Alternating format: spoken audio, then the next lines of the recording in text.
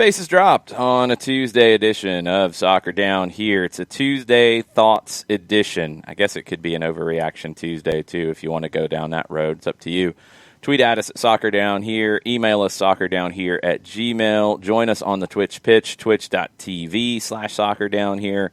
Let us know what's on your mind on a Tuesday as we look back at the weekend that was a Labor Day weekend with a lot of interesting MLS results. We'll look ahead to the midweek matches. Atlanta is in Fort Lauderdale to face Inter Miami tomorrow evening. And all the rumors and craziness of silly season. It is a jam-packed Tuesday Thoughts kind of day. Where do you want to start, John? Wow. See, now you give me that kind of responsibility? It's kind of hard to screw it up. Well, I guess to go forward, we have to go back. So why don't we go back? We go look backward before we go forward. Okay. What do you want to look back at? Let's go with the weekend that was in MLS. As you mentioned, there were some interesting results, depending on who you're a fan of, good, bad, in one case in particular. It was an interesting one across the board. Galaxy keep winning, and that's just what happened late night in El Tráfico. So the rivalry weekend. And I almost messed that up, and I almost had to fix my upper plate to go for a second take. Rivalry weekend. Say it slowly. It comes out fine. It was What's interesting. What's the deal with your upper plate? Because I've never even noticed my upper plate being an issue. I've never even talked about my upper plate. It's a weird thing, John. Well, I cannot lie. Sometimes the brain works faster than the mouth, and that's why we have things like this attached to us for those watching on the Twitch pitch. The Mountain Dew has come out first this morning. That would be not your upper plate. That'd be your brain above your upper. I don't know. I got nothing. People want to go about Atlanta or Orlando first. They're overruling you, John, so we're going to go down that road. Fine. Go for it. Let's see. Yeah. We talked about it a little bit last night, and we'll rehash a little bit because sometimes the evening crowd is different than the morning crowd. Yep. It was a bad first 45. Orlando's pressure gave Atlanta more problems than any team's pressure has this season. Passing percentage was poor. They were really struggling to get into the attacking half. It felt like every time they got near the final third, they came backwards. There's a wide range of discussions about the possession that Atlanta is doing and what it's leading to. I think a lot of people are zeroing in saying that they're not being able to build out of the back. I think they're having to play to the back after not being able to build into the final third. It feels like they get out of the back end, they get into the middle third, they hit a wall, sometimes mental, I believe, and then go backwards and then invite more pressure, and then they struggle with it. So it's a combination of things. I don't think anybody's necessarily wrong here. I just think it's more complicated than one phase of it, and that's what makes this hard to sort out. Sometimes desperation can unstick a mental block, and it kind of felt that way in the second half here. Felt that way in the second half against Orlando first time around as well. The second half was much better than the first. Can't be falling behind the teams to make that happen. That needs to stop. And you can't continue to give up goals on set pieces. This one was a little flukier than some of the past, but still, you're conceding on a set piece. You're not conceding from the run of play. You fall behind. Opening stanzas of the second half were very good. I had a couple of chances very, very early. Felt like a different team coming out of the locker room. Then it really felt like there was a wall of fatigue that was hit. 45 to 60 was good. 60 to 75, it felt like the game was falling away. Orlando wasn't killing it either, though, and that's what allowed Atlanta to find something in the last 15 with fresh legs. I thought the Lennon-Jurgen Damm combo on the right side was starting to bear some fruit. The left side, Jake Mulroney, was a very aggressive sub at that point. Could have went to Edgar Castillo. Didn't. Mulroney delivers the cross to Adam John. John came on, and he had a good chance on a Lennon cross. He had pressure immediately on Orlando's back line, and they were playing deeper, and they went to a line of 5 at the end. And this has been something that Oscar Pareja has done consistently. Is he doing it because he wants to see games out? Is he doing it because he's conservative in those moments? Is he doing it because his team is tired? maybe a little of all the above right now. It's hard to tell what his approach is going to be once we get into a normal kind of calendar. We'll have to wait and see. But Orlando is letting teams hang around, and it showed here. And Atlanta took advantage of it, got a big point. And I hope that we get through this point at sometime soon where anything good that happens, there's a yeah, but to it. I felt like that was what the response was in a lot of ways. Maybe it's just from my Twitter timeline, and you can enjoy it for at least 30 minutes or an hour. It's okay. It's a good result. Anytime you go on the road and get a result, it's a good result. When you're playing in the way that you are and you're struggling and you're dealing with Pity Martinez, now that deal is done and he is in Saudi Arabia. You're dealing with replacing him on the field and his chance creation. You're trying to find other ways to do this. You're dealing with heavy legs. You're dealing with an interim manager in place. You're dealing with a lot of uncertainty. You get a result. It's okay to be happy for a little bit. It doesn't mean that everything's fixed. It doesn't mean that nothing bad happened. It doesn't mean that everything's okay. It is a good result, and it's something you can celebrate. And those are the things that can give the team a boost. Now, they're not going to hear you directly because they're not in the building with you, but yes, you feel these kinds of things. You feel these vibes, and it's okay. It's okay to be happy. It's okay to be good about it. I felt really good afterwards, and I hope, and this is the thing we won't know until Wednesday, I hope it does provide that boost because this team needs that energy right now in two levels. They need that energy in terms of showing that maybe you can take a few more chances in the final third and find some results on two fronts. You have people who can find the back of the net if you keep giving them chances. You also have a back line that can bail you out when you are aggressive and send numbers forward. They showed that consistently in this match. Again, you didn't give up a goal from the run of play. Gave it up on a set piece. Different conversation, run a play, and take more chances. That should give you more energy to push forward. Also, you need more energy because you're tired. There's just no way around it. It's not an excuse. Stop with that nonsense, please. You're tired. Every team is tired. Every team in the league is tired. Games are really one of two ways, it feels like right now.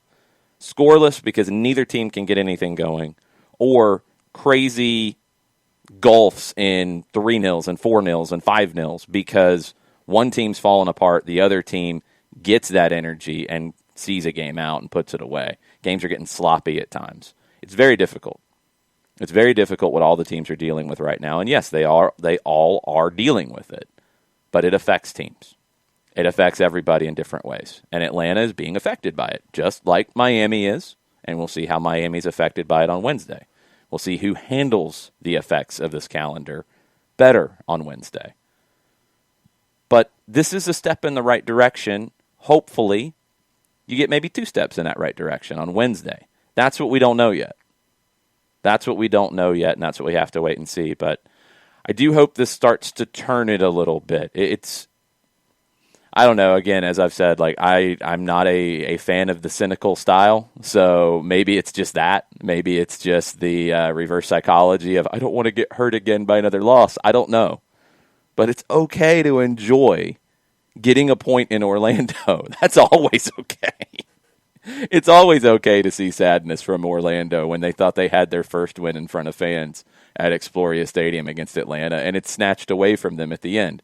That's a wonderful thing. That's something you can celebrate, and you can have a toast to, and you can have a drink to, and you can have some fun with. So enjoy these things because, look, this is a season, this is a year that has had more downs than ups. When you get an up, take it. Run with it. Have some fun. It's okay.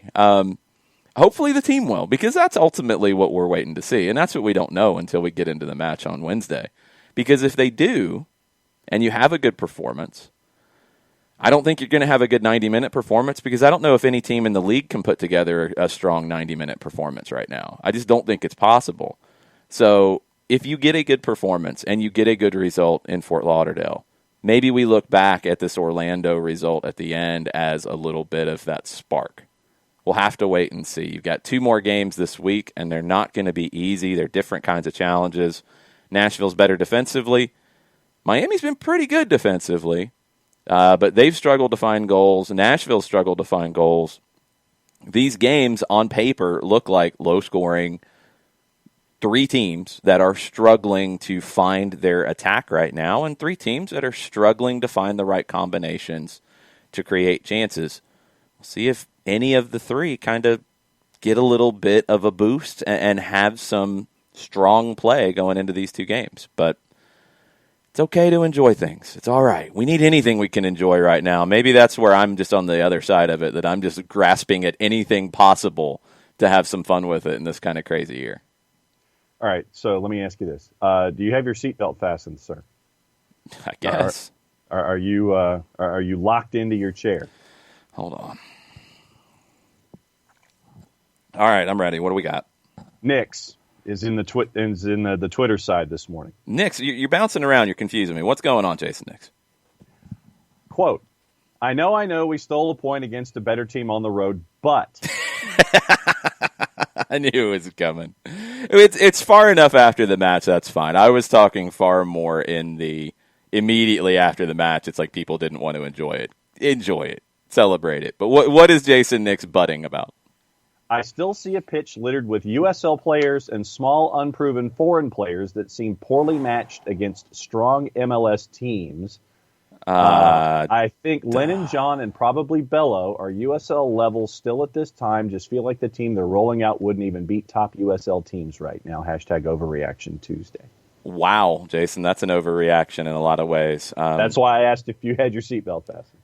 I recommend watching more USL Championship first off, because I don't know if you know that level. And I think you're being incredibly harsh on some of the talent here. And unproven foreign players, I mean, the guys who were playing on Saturday, outside of Josetu, who's not unproven at all. I mean, you're talking about a guy with Libertadores experience. You're talking about a guy with pretty good experience in Brazil's Serie A, which is not the USL Championship.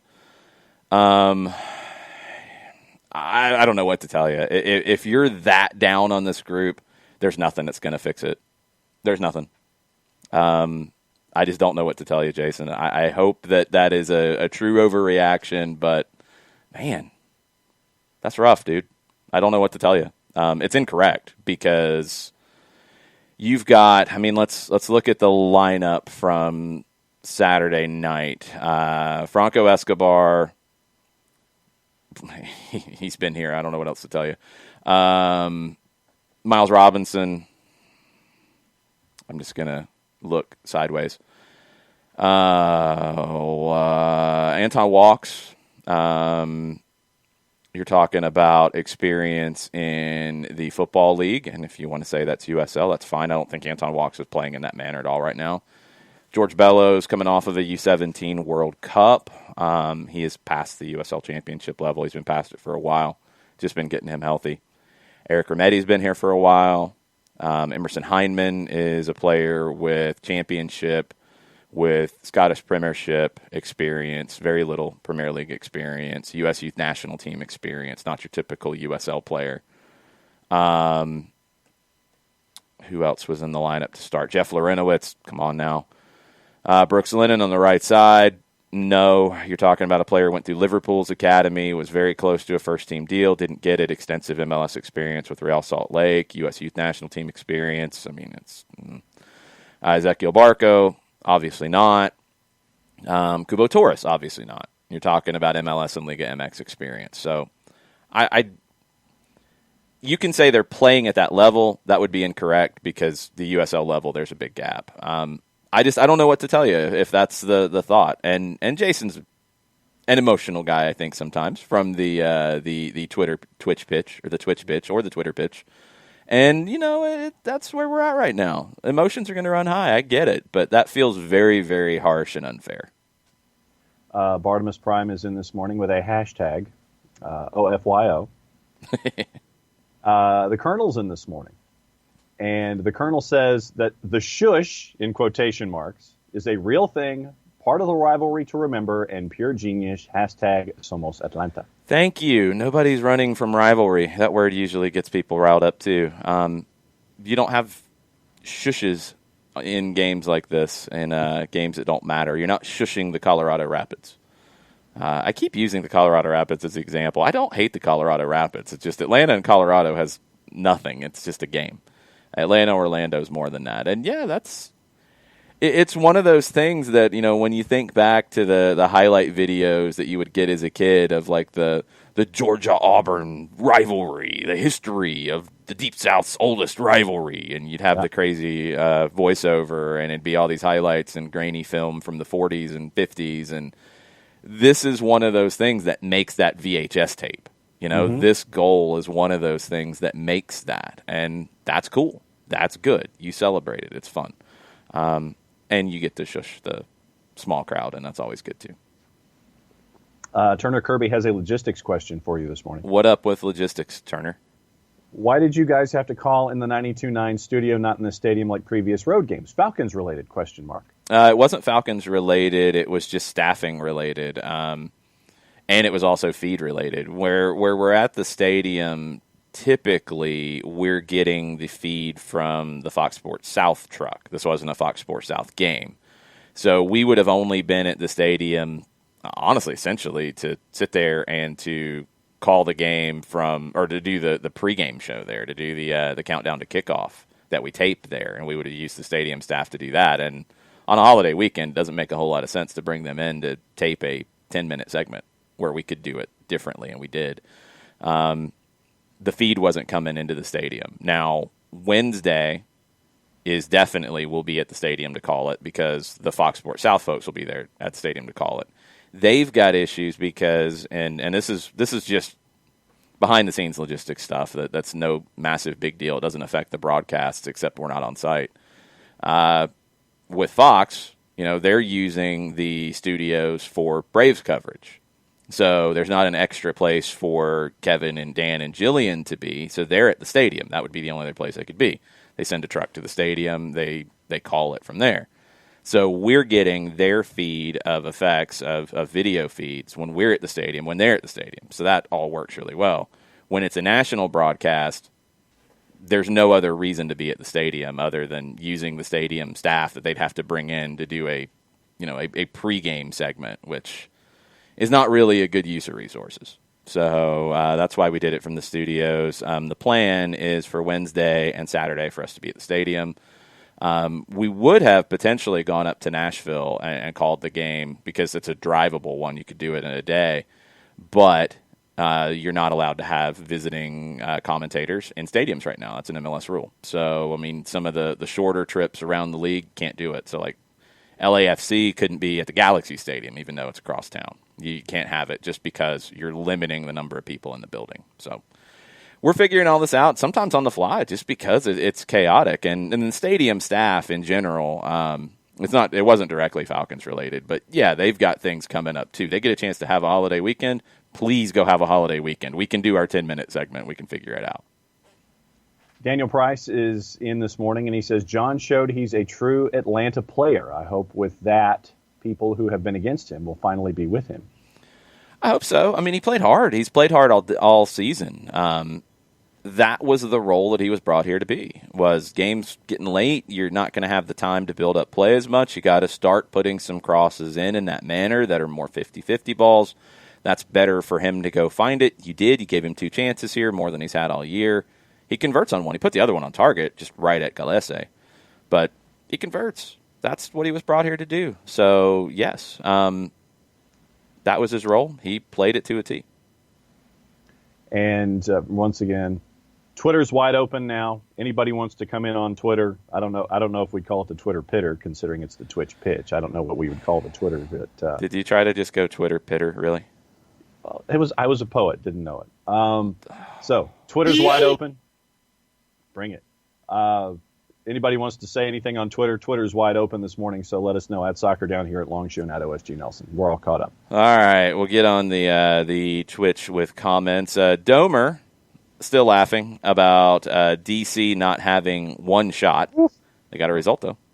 Yeah. But no shots. They did get a result. They were poor. NYC was very poor in front of goal. El Trafico was laughable, and LAFC is a little laughable right now. I guess the criticism is allowed on LAFC these days. I've seen it. It's been a little shocking because I thought they were perfect and didn't make mistakes. It's the same thing. I mean, the Vela injury, there's nothing you can do. That's an injury. That happens. It's going to affect them, absolutely, but it happens. The Atuesta injury is going to affect them in a big way. It happens. The self-inflicted issue is the Walker Zimmerman deal without a replacement. That deal happened in February. It's September 8th, according to my computer. Mm-hmm. And you don't have a replacement for Walker Zimmerman yet. That makes no sense to me. That just makes zero sense. You can't be expecting Dejan Jakovic and Danilo Silva to be the guys there. They're not. They were behind Walker Zimmerman for a very big reason. They haven't been starting in MLS in a long time for a very big reason. They're not up to it at this point. And LAFC can't be the team that they expect to be without a better center back. That was self-inflicted. A good return on the trade. I mean, they definitely got a good return, but you haven't done anything with it. So that's the one that I have the issue with. The injuries are going to happen and affect you. There's just no question, but they're making it worse with this lack of going to get a center back. I don't even know what the problem is at this point. I don't know. Right back's an issue too. You decided to go with Tristan Blackman. I think that is a more reasonable step because Blackman's younger. He can grow into the role. That part's okay. But you're not going to win MLS Cup without a better center back. I just do not see it for LAFC. And they're getting exploited on it many times this season. Let's see here. Sean Vergara wants to discuss the Lennon PK or not PK. I thought it was a foul for sure. I thought it might be outside the box, though. I didn't think it was a PK. And if it's outside the box, VAR can't get into it. And that's what I thought happened. The reffing got weird in it. It got inconsistent on a few different things. Those games are always going to be a little tough to ref because, look, Orlando likes to kick people. I think they especially like to kick people with an A on their chest. Yeah. We've seen that in the last two games. Okay. Atlanta's at times a difficult team to ref as well because you're going to get talked to a lot, and some refs don't care for that very much. It affects some refs in a good way for Atlanta. It affects some refs in a bad way for Atlanta. But that's going to be a tough one. Rivas, I thought, lost control of it about 30 minutes in. I thought he was handling things okay up to that point, with the exception of the Mendez challenge on Barco that I thought should have been a straight yellow, no question, and it wasn't. That kind of started to tilt it, and it just got out of reach for him. I think that was a free kick for Lennon. But if they did look at it and say that it's outside the box, they're not going to go red there, I don't think, for Dogso. So there's nothing else you can look at. You can't look at a free kick foul for VAR. Walchara said, was it as bad? I didn't watch it. I was watching another game at the time. Was it as bad as people said? People said another poor performance, unwatchable. You guys are going to have to tell me because I don't know anymore. Second 45, I thought was good, frustrating because it took forever to find the goal. You eventually did. Unwatchable, no, I didn't get that sense, unless you just don't like to watch your team unless they're winning 3-0. And if that's the case, that's the case. But you're not going to watch a lot of games if that's the case because that doesn't happen every week. Just the case. I don't know. I don't know what to tell you. I didn't think it was unwatchable. I didn't think the Miami game was unwatchable either, but everybody else did, so I might have been wrong. I might be sick or something. I'm not sure. Shiva, let's start with Pitti. The deal's done. Very cool intro video. I was going to ask what you thought about that. Very cool from Al Nasser with the intro video, not hiding from the fact that they are giving him a lot of money. The briefcases were a nice touch. I thought his message to Atlanta on Instagram was very sweet. And I've said it many times, and I've argued with people on Twitter about it in the last couple days. I think Pitti's time here was very good. The expectations were that it would be even better. I don't think it's fair to hold that against him. He delivered in a lot of ways. He was never going to be Miguel Almiron, and if people were holding him to that standard, he's not that player. So that just wasn't going to happen. But I do think he enjoyed his time here. And yes, he said he had frustrations with Frank de Boer, that he saw the game differently. But I don't think it affected his level of output. I don't think it affected his level of work, and I don't think it affected his love for the city or for the team. Not at all. I thought he was very transparent in that stuff. He handled it like a professional, in my opinion. I think he came into 2020 and really worked hard to make it work, to build a relationship with Frank. Felt like they were on the same page at the beginning of the season. I liked what the PB&J front three could have been. The injury to Joseph obviously changed everything, and the team never recovered under Frank in that way. And you started to see those frustrations come to the fore, and I think you saw it in the Orlando tournament, and the Columbus game was the prime example. But Pitti did everything you could ask him to do here. You can't say, score more goals. If it was that easy, everybody would be scoring more goals. It's not that easy. You can't say, have more assists. Well, again, things are out of your control. He was among the league leaders, fifth in regulars in shot-creating actions in MLS over the last year and a half. That's real. It happened. I mean, yes, it's a stat, and I know some people get bent out of shape about stats. The game is not purely defined by goals and assists. It's just not. And I think Pitti gave you a lot. So I don't have any complaints about his time here. And I don't have any complaints about him leaving either, because according to reports out of Argentina, his salary is going to be around $4.5 million a year, maybe $5 million. He was making between 1 and 1.5 here. It's a huge raise, and it's a 3-year deal. So, I mean, you're talking a dramatic raise, a big payday. It's a big change for his family and for him and for his kid. And you can't hate on a player going to get paid like that. You cannot at all. So the club made a profit. Pitti gets a big raise. I thought it might actually be more, and maybe there's some incentives in it. We'll see. He goes to a club with big ambitions in a different league. Hopefully he gets to realize those, and I hope it's a good experience for him. But I have no complaints about his time in Atlanta, and I thought his message to the Atlanta fans was very sweet for him to send that last night. I thought that was very cool. So I'm happy for him. I'm happy for the club, because you do get to go into the market, and you get to look at a different kind of player. Because do you want to go and try to find another Miguel Almiron? Good luck. It's not easy. He's a special guy. Do you want to go look for another Pitti Martinez? Good luck. It's not easy, because he's a very unique player. So you get a chance to go and look at what a different player at a high level with different characteristics can bring to the table and bring to the team. That's always an exciting time. That's a very exciting time. So now you're going to have that ability, and you're going to be able to do it in a market that is down in terms of the prices. So your dollar's going to go a little bit further. Players that might have been out of your reach, might have been earmarked for Europe, could be available to you from South America, because European club spending, the talk is that it could be down 20 to 30% in this window. So guys that would have went to Europe in that 20, 30, maybe even $15 million range, European clubs might not be spending that. They might instead promote a player from within or get a cheaper option domestically. You might be able to go get those guys now, and that's going to be an interesting addition here to the window. So I think this move is best for everybody concerned, and we will see what it can mean for Atlanta United. But I think Pitti did his job here. He had some special moments. He did. And I'm glad he had that game against Nashville as not his final one, but I think that's going to be the last memory for a lot of people of his time in Atlanta. And he scored 2 spectacular goals. He had match-winning goals in multiple games. He had a great Open Cup run. Pitti Martinez did the job here, and you made money on the back end of the deal. It's really hard to complain about that, in my book. It just is.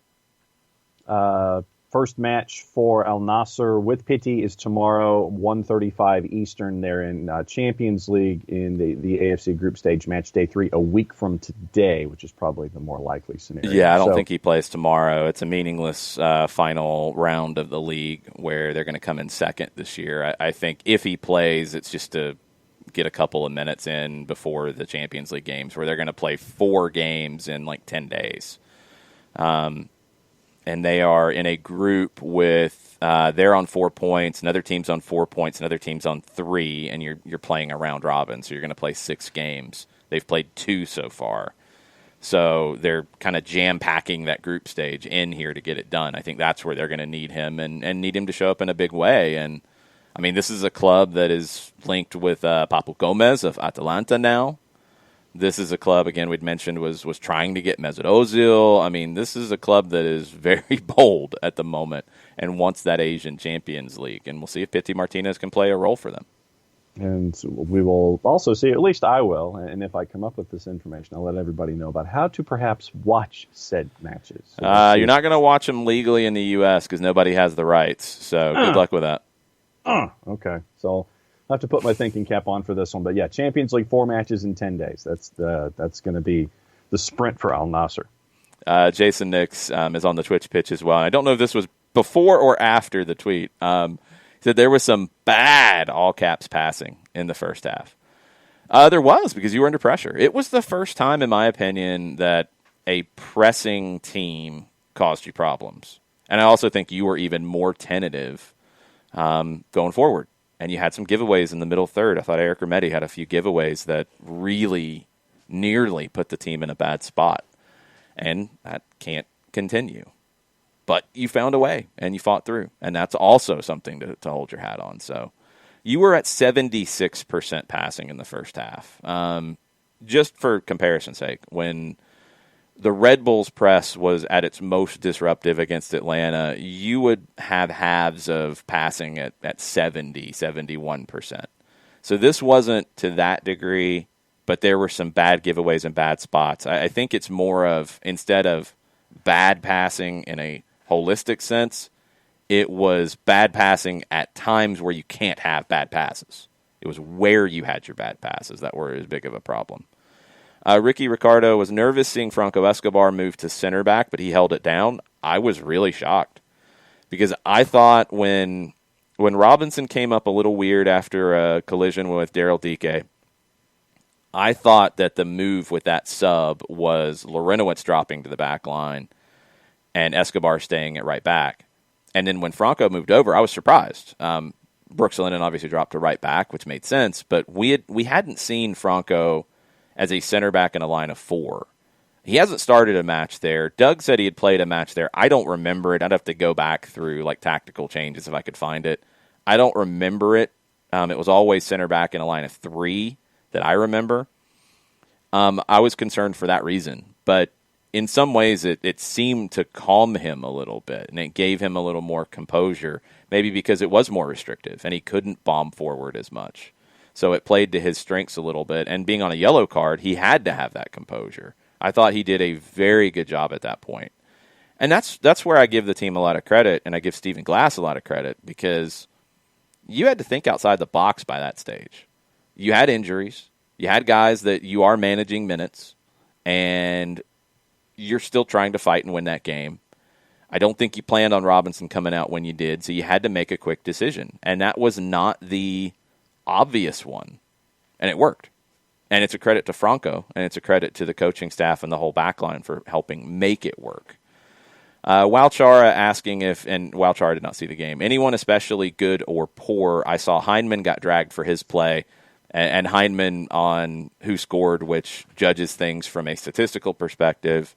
Heinemann was one of the higher-rated players. So that's where this team is right now. You can watch a game, and then you can look at the reaction in social media or on Facebook, on Twitter, whatever, and you will see in a thread of this guy was terrible, this guy was good, this guy created a bunch of chances, this guy didn't do anything, and it's the same guy. So, I don't know. Heinemann was all right. His numbers were really good. It was a lot of quiet stuff. But he played his role. I think the frustration, if you're looking at something for Heinemann, is in the match, the way the team was set up, he was tasked with pushing the team forward more. And that didn't really happen. That needed to happen more because you had Remedi and Lorenowitz with him in the central midfield, but more behind him.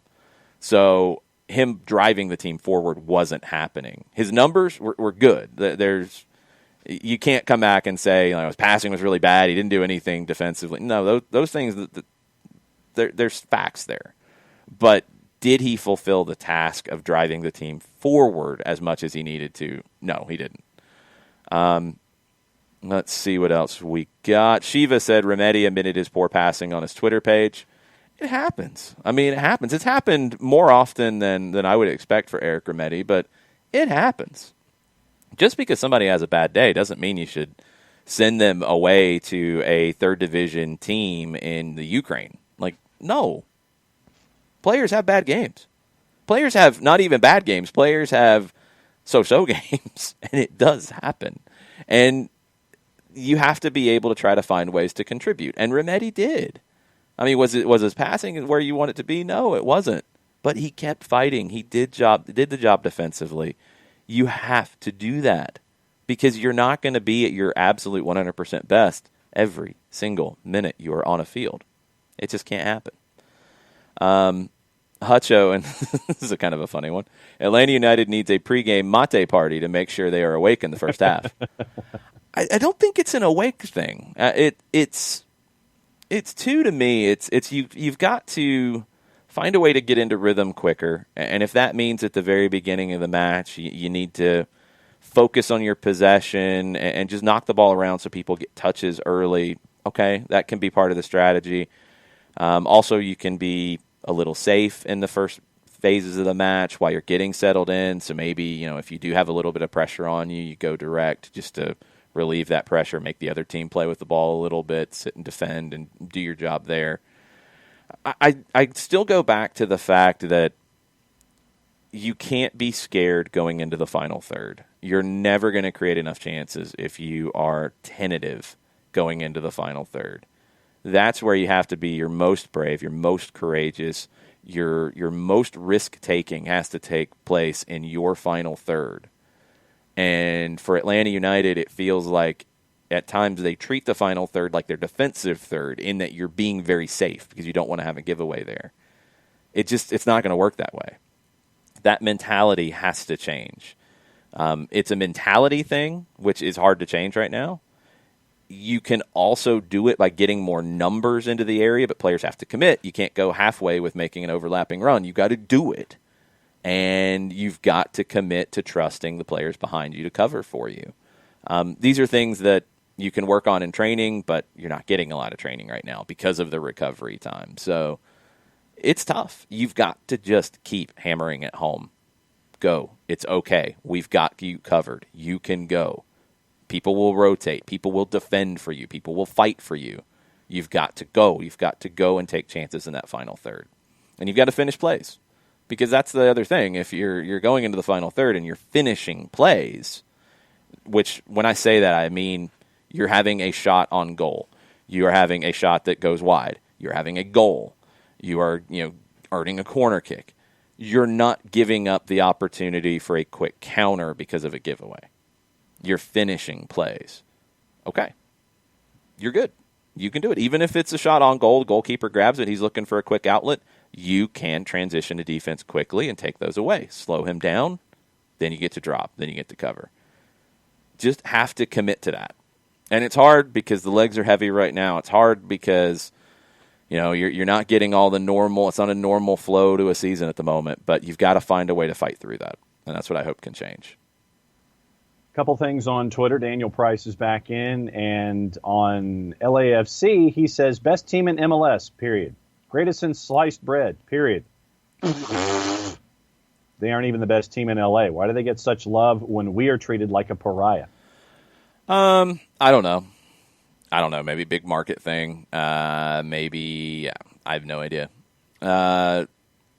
It's weird that the Carlos Vela injury or absence at the MLS's back tournament was immediately acceptable, whereas the Joseph Martinez injury was not, in terms of having a negative effect on a team. That didn't make any sense to me.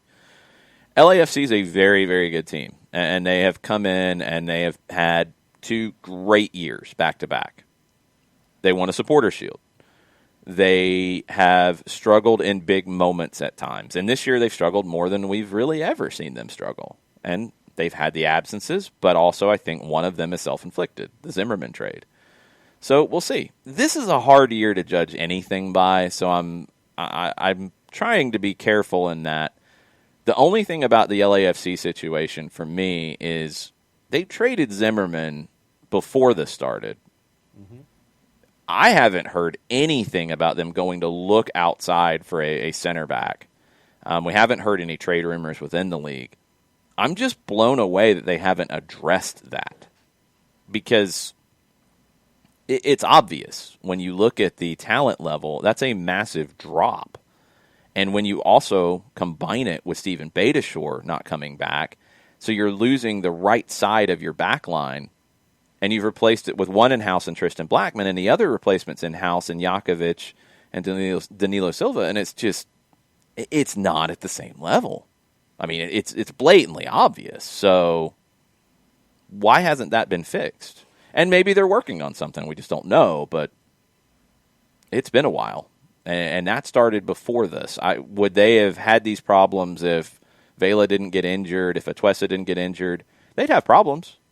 They'd have to outscore teams more than usual because their defense wouldn't be good enough. But you could paper over it with that attack. When you have the other things happen, it becomes more glaring. So that's my biggest question about LAFC is why haven't they addressed that? Just why haven't they addressed that? And I don't have an answer.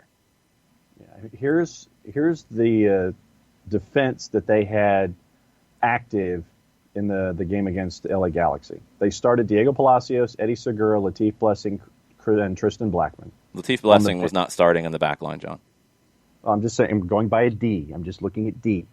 But we're talking about the way the game plays. Latif Blessing's not a center back.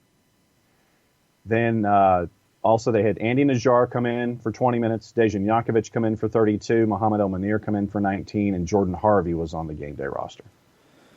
Let me look at this and clean this up here, because now you've got me really confused. Andy Nahar, by the way, as well. Honduran international. Jakovic is Canadian, so he gets the Dejan, and it's Andy Nahar. Let's get to these here. LAFC and the LA Galaxy. The match report, a 3-0 loss for LAFC. They started Palacios on the left side, which was a good signing. That was an upgrade. You do still have Jordan Harvey in the team, but Palacios, very talented young player that was in demand in Europe. You started Eddie Segura next to him as standard. You started Tristan Blackman as a center back, which is something that they did a little bit last year. I thought it was better than the options with Jakovic, with Danilo Silva, who's now injured. I thought Blackman had a higher upside. He's still not a center back. He's a right back playing center back, but it's better. It appears that they started Latif Blessing as a right back here, which is bold. Andy Nahar came in and would have moved into the right back situation. The midfield, Janela is playing in place of Atuesta right now. Cifuentes, which is another more holding midfielder, was in where Blessing would normally be. Mark Anthony Kaye was your other central midfielder. I mean, you're doing this to try to attack down the right side with Latif Blessing, try to attack, I guess, in behind Christian Pavone, but Blessing's got to give you something defensively, and he's not a right back either. So you move your right back into the center back. You play somebody out of position at right back. Nahar is still kind of coming into the team. I don't think he's fully fit. This is where you're at. You know, I guess you could try to play somebody, a left back on the right side. Would that be better than Blessing playing right back? Maybe. Mohamed El Munir or Palacios could move over to that right side. It's a left-footed guy on the right side. It's not ideal, but is it better than a central midfielder who was converted from a winger playing right back? I don't know. Maybe. This is where you're at. So you don't have a center back, and that's the problem. And you only had Jakovic on the bench here, so it's not like you have guys behind this. I mean, you're getting to the point where you don't have center backs. Nahar will be your right back, and can he play at the level he used to? Potentially. He could be okay for a year or two. Maybe that's the idea, is Nahar plays the right back, Blackman moves into the middle. It's still not what it was. But, as we've seen, Bob Bradley can be a little stubborn at times and think that he can coach it up, he can make it work. They're going to have a hit in their quality, and obviously the Galaxy exploited it. Christian Pavone up against Latif Blessing all night is not a matchup you would at all enjoy if you are an LAFC fan. Sam Williamson on Twitter, he goes, do you think we have the head coach already picked out, just waiting on other details to finalize? No. And that's why Darren said they're going to try to fill the DP spot this window because they know that what they want already. No, I don't think they do. I don't know if they could. Anything's possible. I mean, it's speculation. So, I mean, could they have somebody? Sure. I don't think they do, though. There hasn't been any talk about it. Now, this is a club that's also been very, very good at keeping those things under wraps. So, maybe so. I am not, and I know everybody else is, and I understand it, but I disagree. I am not of the opinion that you have to hire the manager before you go and sign a designated player.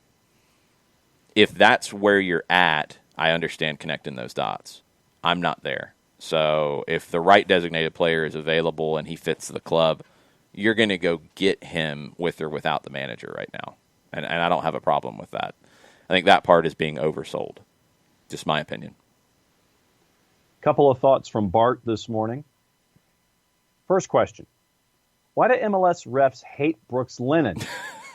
Doesn't get the obvious foul call in the attack in the first half. It's then called for a suspect, in all caps, foul in a similar situation in the second. I don't think it's anything personal.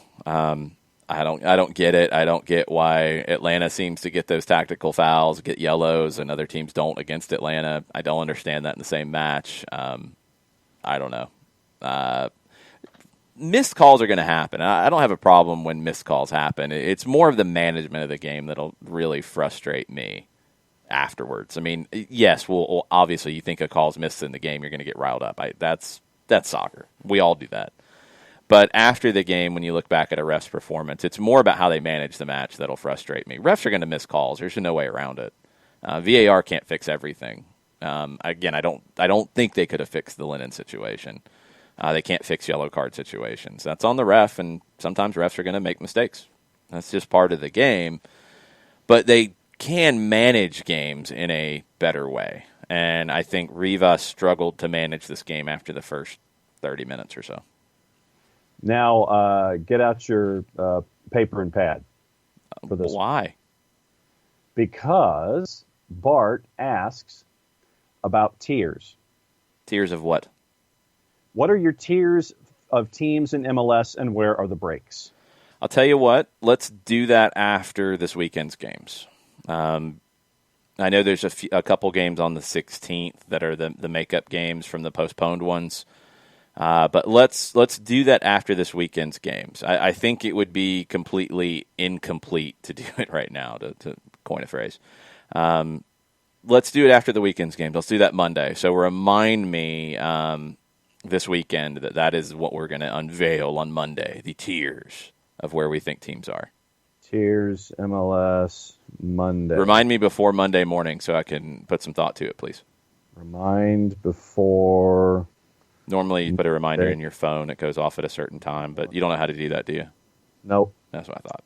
Okay. Before Monday morning. Okay. Written down. Excelente. Five Stripes Forever asks, and this is a question a lot of folks have, when is the next phase of MLS schedule expected to be released? Don't know.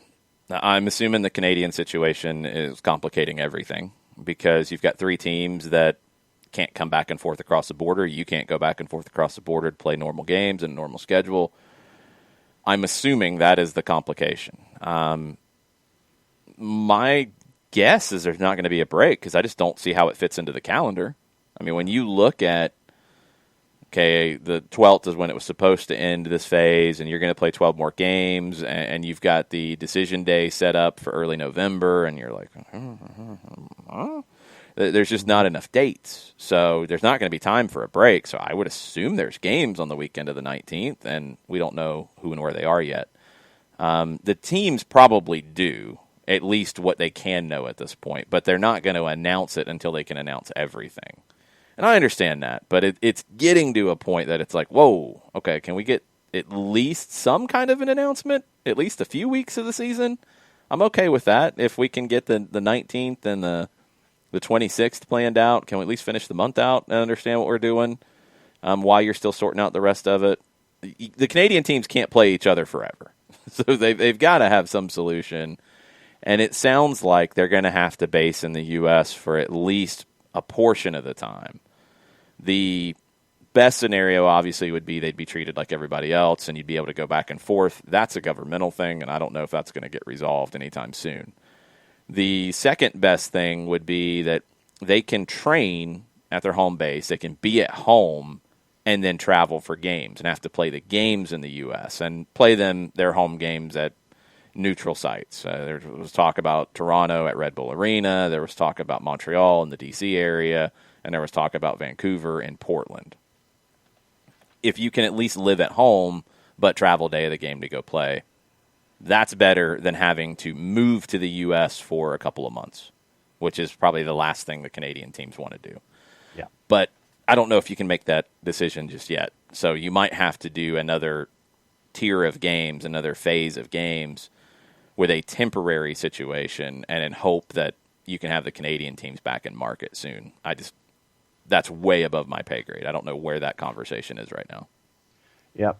So and I had seen stuff, and this is without any base of any other information. Folks are anticipating later this week, you'll see it, but that was... Well, John, I mean, this is the last weekend of games, so I would hope by later this week you would have something, because if you're going to play on the 19th, it's the 8th, bruh. Yes. Yeah. So I don't think that's an unfair piece of speculation. Just that's the only one that I saw. It was one line and one tweet and nothing else from it. So that's the only thing I've seen about something.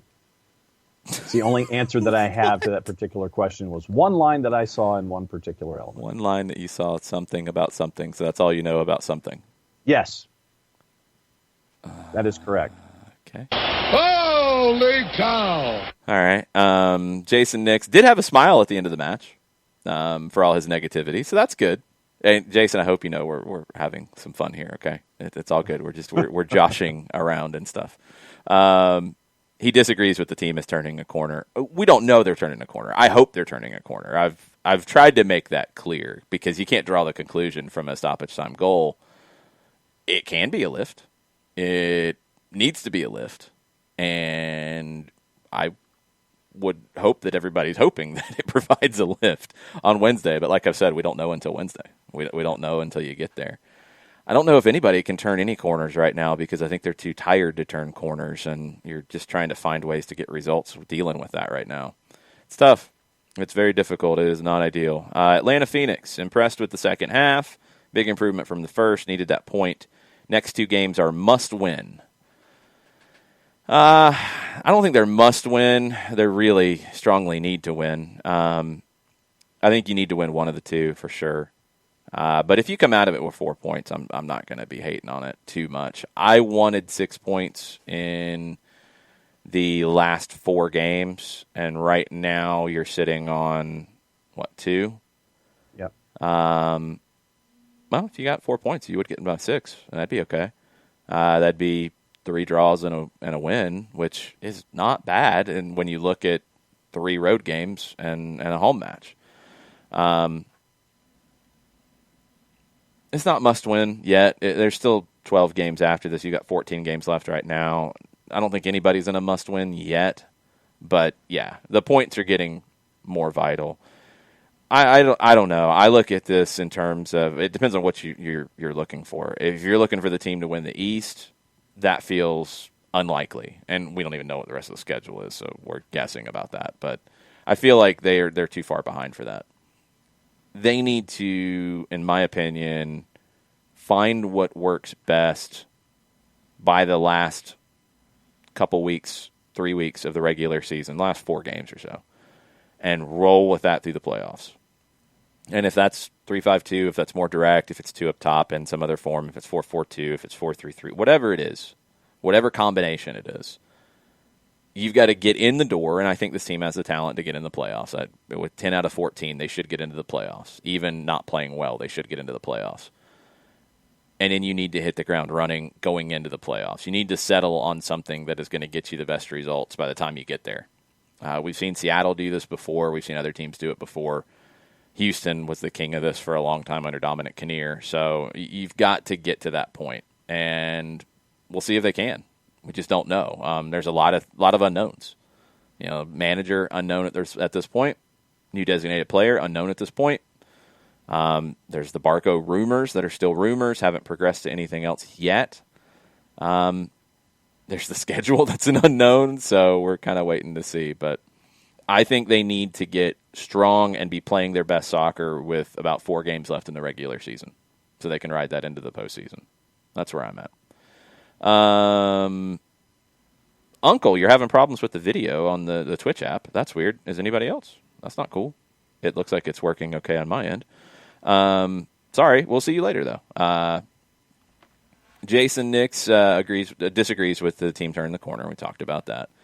Domer said his cats are still startled from Domer screaming so loud when Adam John scored. Yeah. I started to feel my voice go a little bit when I was recapping it. I was a little excited, so it's good. That feeling's special.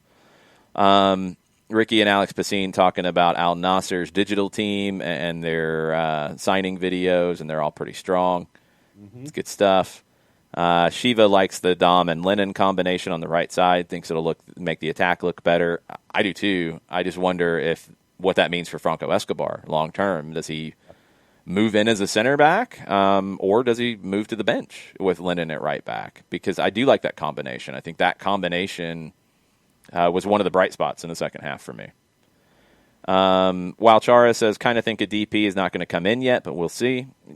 Don't know. I mean, Darren Neal said that's what they're looking to do. This window's open through the end of October, so there's a lot of time.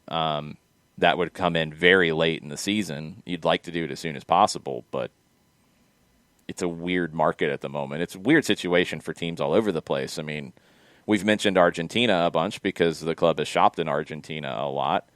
The Argentine short season, the new League Cup, was going to start September 27th. I think they're meeting today to figure out when that start is going to be because they're having a lot of issues with teams coming into training and having positive coronavirus tests, which is happening in a lot of leagues around the world. Alan Franco, who has been linked with a move to the LA Galaxy, he's tested positive for Independiente. Boca, who's playing in Copa Libertadores, has 22 players who've tested positive. River had some positives. I think some might have been false. They're back to normal training. Boca's not yet. Copa Libertadores is supposed to start September 15th, 16th, and 17th for teams. It's looking like the Argentine League Cup might not start until October now. So what does that mean for some of the players you want to go get? Where's their fitness going to be? One, are they going to be able to come in and join the team straight away, or are they going to need some time to get acclimated and get their fitness up? And our team's going to be in a bit of a holding pattern while they kind of wait to see what things look like. Or, flip side, are they going to need money even worse because they're not going to be able to get these games started yet? Don't know. So there's a lot of unknowns in terms of the DP spot, more so than ever before. ATL Leone liked seeing Al Nasser make such a big deal of acquiring Pitti. I hope that shows people that he's a big deal. Mm-hmm. If you don't watch Argentine soccer and you don't watch River Plate, that's fine. If you didn't pay attention to Copa Libertadores, that's fine. He's a big deal. He's a club legend at River Plate. I mean, people were sending messages saying, go get that money. We're happy for you, and we can't wait to see you again. I mean, River Plate fans would love to see him end his career back at River Plate. He is a club legend. He will always be a club legend there. For whatever reason, he just wasn't embraced here in the same way. And, if he had played in the Premier League, maybe it would because that league is more accessible here. I don't know. But he's not seen that same way here. But he is in Saudi Arabia, which has nothing to do with River Plate. He is seen that way in Argentina. He's seen that way in South America. He's a big deal. I mean, you were in Costa Rica at Herediano, and people were chanting his name outside during the media availability so loud that you could hear it over the microphones. Through the walls. He's a big deal, and it was cool to see Al Nasser treat him in that way. That was awesome. I hope he wins the Asian Champions League. That would be very, very cool. Joseph's laughing at Orlando eating an arepa on Saturday night was excellent. Love that. Love that video. Love to see Joseph throw some shade at Orlando. It's always fun. Yes. Pacine wants to talk about Escobar. I think that he is suffering more than anyone by the disjointed midfield. He wants to get forward so badly and just can't. He can't overlap because they are almost never threatening through the middle. That's the catch-22 in a lot of ways. This idea about threatening through the middle, you're playing 3v3 there. It's going to be hard to threaten through the middle. You're going to threaten out wide. That's where you need to threaten. You can do one of two things. But Escobar can't stand still in either one. If you're going to have your outside backs overlap, and Bello can do that, Escobar can do that, they've got to go. They've got to go and make the run, even if it becomes a distraction run. They've got to go and make the run to open the game up. Okay, that's one if you're going to play through the middle and then try to play out wide. The other thing is you could have your wingers, your wide players tuck in and create that space so your outside backs in a lot of ways become wingers. That's a very aggressive way of doing it. But, again, your outside back's got to go. He's got to get into that position. And it's weird with Escobar. One, when he's made the runs, it hasn't felt like he's been as effective. He hasn't been on the same page at times with Lennon, although he has at times. On the Nashville game, they worked it out pretty well with the two of them on the right side. I don't know if it's a chemistry thing or not, but I feel like when you get into the middle third, the movement off the ball is not happening. And his movement would be part of it. Bello's movement would be part of it. The winger's movement's part of it. The forward's movement's part of it. There's not a lot of options moving forward. It's very static. It's play to feet. The movement has to come. Again, I feel like what is happening too much is the movement's late. They get into the middle third. There's no options going forward. They don't want to risk anything. They come back, and then you're stretched out of position because maybe Escobar made a run by that point. Maybe Bello made a run by that point. So then they're tracking back, and you're then 3v3 after you play backwards. You're playing yourself backwards into a bad spot. It feels very tentative. Escobar's felt like a step slow this year too, and I don't know what's causing that. He's felt less dynamic. Maybe that's created some of the foul situations that he's had where he's picked up yellow cards. He's going to pick up yellow cards. He's going to have games where he's suspended. I don't get too bent out of shape about that. The dissent ones need to chill out a little bit. You've got to pick his times to talk to the referee in different ways a little better. Comes with maturity. But he's felt like a step slow at times, and I don't know what's causing it. I don't know if it's just the amount of games. I don't know if it's something to do with a nagging injury. I just don't know. But, yeah, he hasn't looked comfortable. But the movement's got to happen before.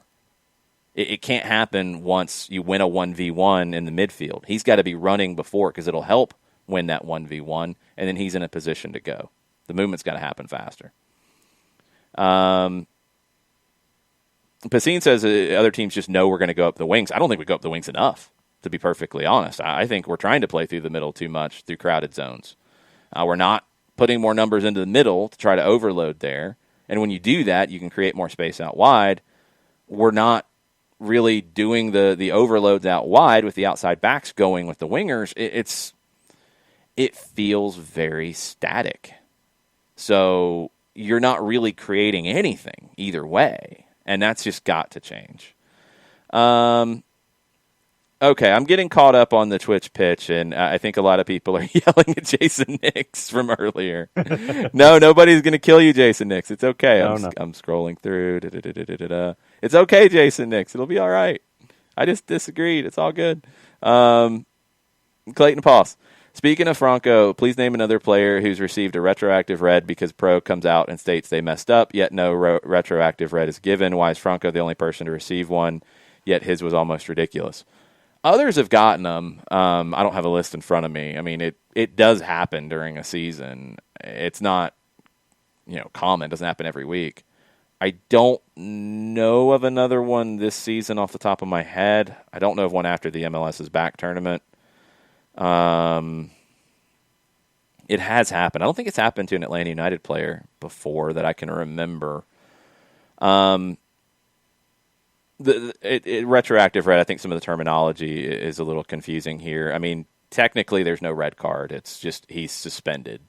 by the disciplinary committee because they say that Pro missed a red card. The referee and the VAR missed a red card. Pro agrees that a red card was missed. That's when it can go to the disciplinary committee, and then it has to be a unanimous decision among 3 former players, a former referee, and a former coach. That we don't know who they are, and that's fine. I don't think that one was a red card. I don't. Based off some of the other things we've seen that were not red cards. The situation, and this is where you can be frustrated. The Brooks Lennon situation with Antonio Carlos. Pro in their video, and I would assume they did the same thing that would have sent this to the disciplinary committee, said that they missed the call. It should have been a red card. And that's down to the ref and the VAR, and we even heard the conversation, and the Pro said the ref got it wrong. So that would mean the disciplinary committee could look at that and say, that's a suspension. They chose not to. They gave a retroactive red to Escobar for swiping the feet after a lot of entanglement of a player.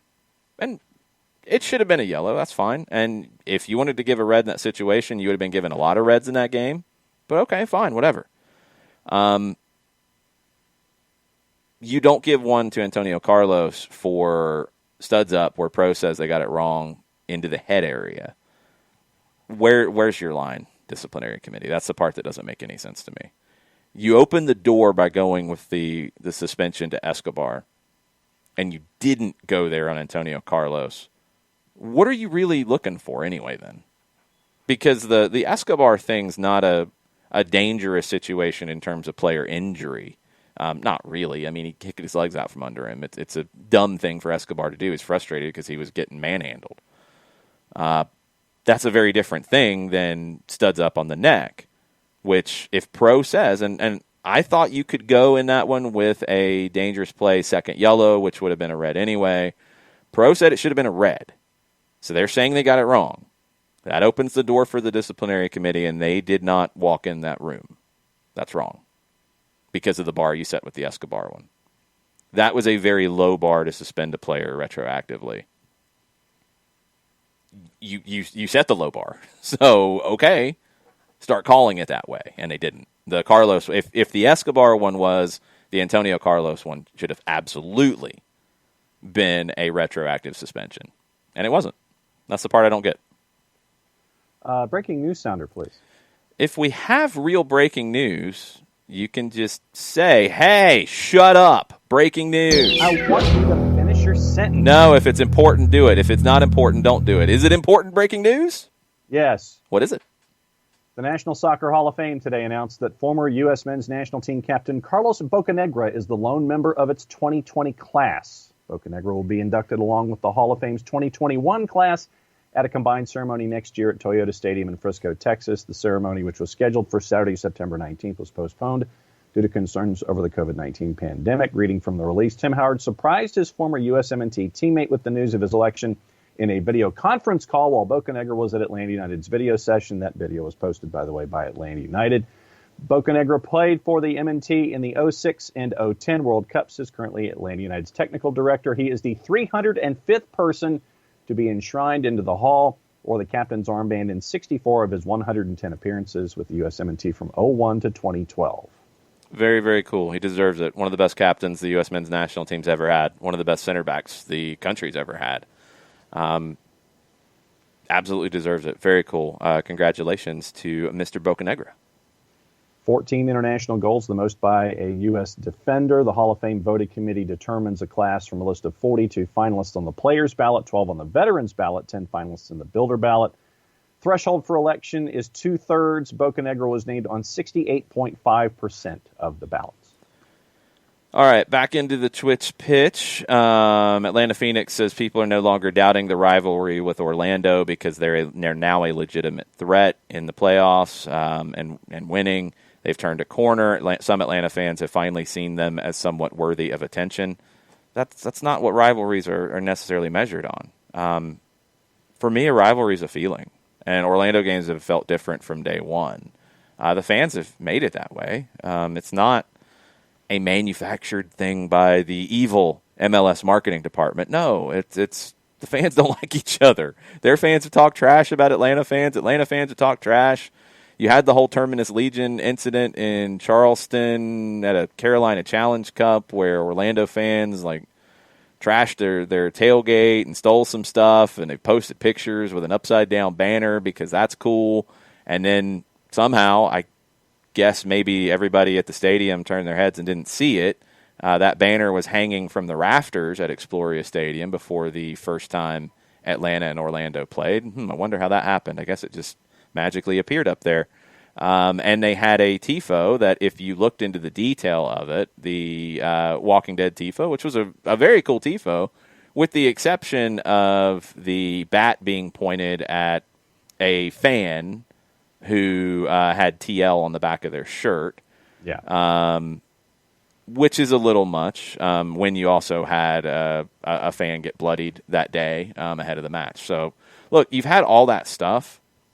Not everybody knows all that stuff, but the fans don't like each other. So it didn't matter about the results. Those games had extra meaning to them. The clubs don't like each other. The players don't like each other. You've always seen things in it. That's a rivalry to me. Now, is it a more important one now because Orlando's dangerous? Yeah, absolutely. But it's a rivalry because they don't like each other. Maybe that fades over time with Nashville, with Charlotte, for Orlando with Miami. Maybe that fades, and we'll see. But it's okay to say it's a rivalry.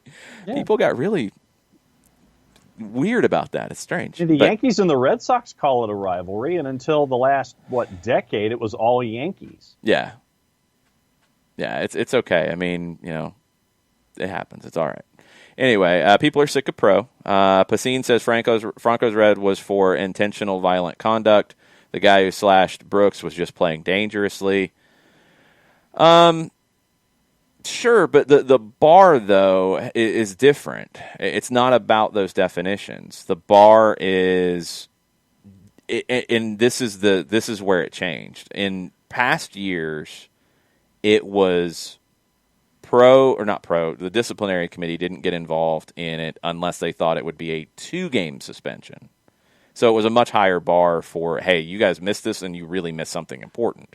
And if you wanted to say that Franco's was intentional violent conduct and you thought it was worthy of 2 games, then they could have given 2 games. They gave 1. The bar changed when VAR came in, which makes no sense because now you have another check that you should have a higher bar for the disciplinary committee to get involved because the referee is involved and now the VAR is involved. You shouldn't need to have a lower bar, but you did. It's just if you miss something that should have been a red card on the field, and they're saying it should have been a red card. So, again, you open that door with your ruling on the Escobar one, and I think you should have done it for Antonio Carlos, or you shouldn't have done it for either one. It can't be Escobar and not Antonio Carlos in my book for it to feel like you're doing your job as a disciplinary committee. It's neither or it's both. And that's not even getting into other situations. Michael Head wants to know if there's a ref's consequence. Yeah, I mean, I think in an unfair way, people want to know that the ref was suspended. It affects bookings.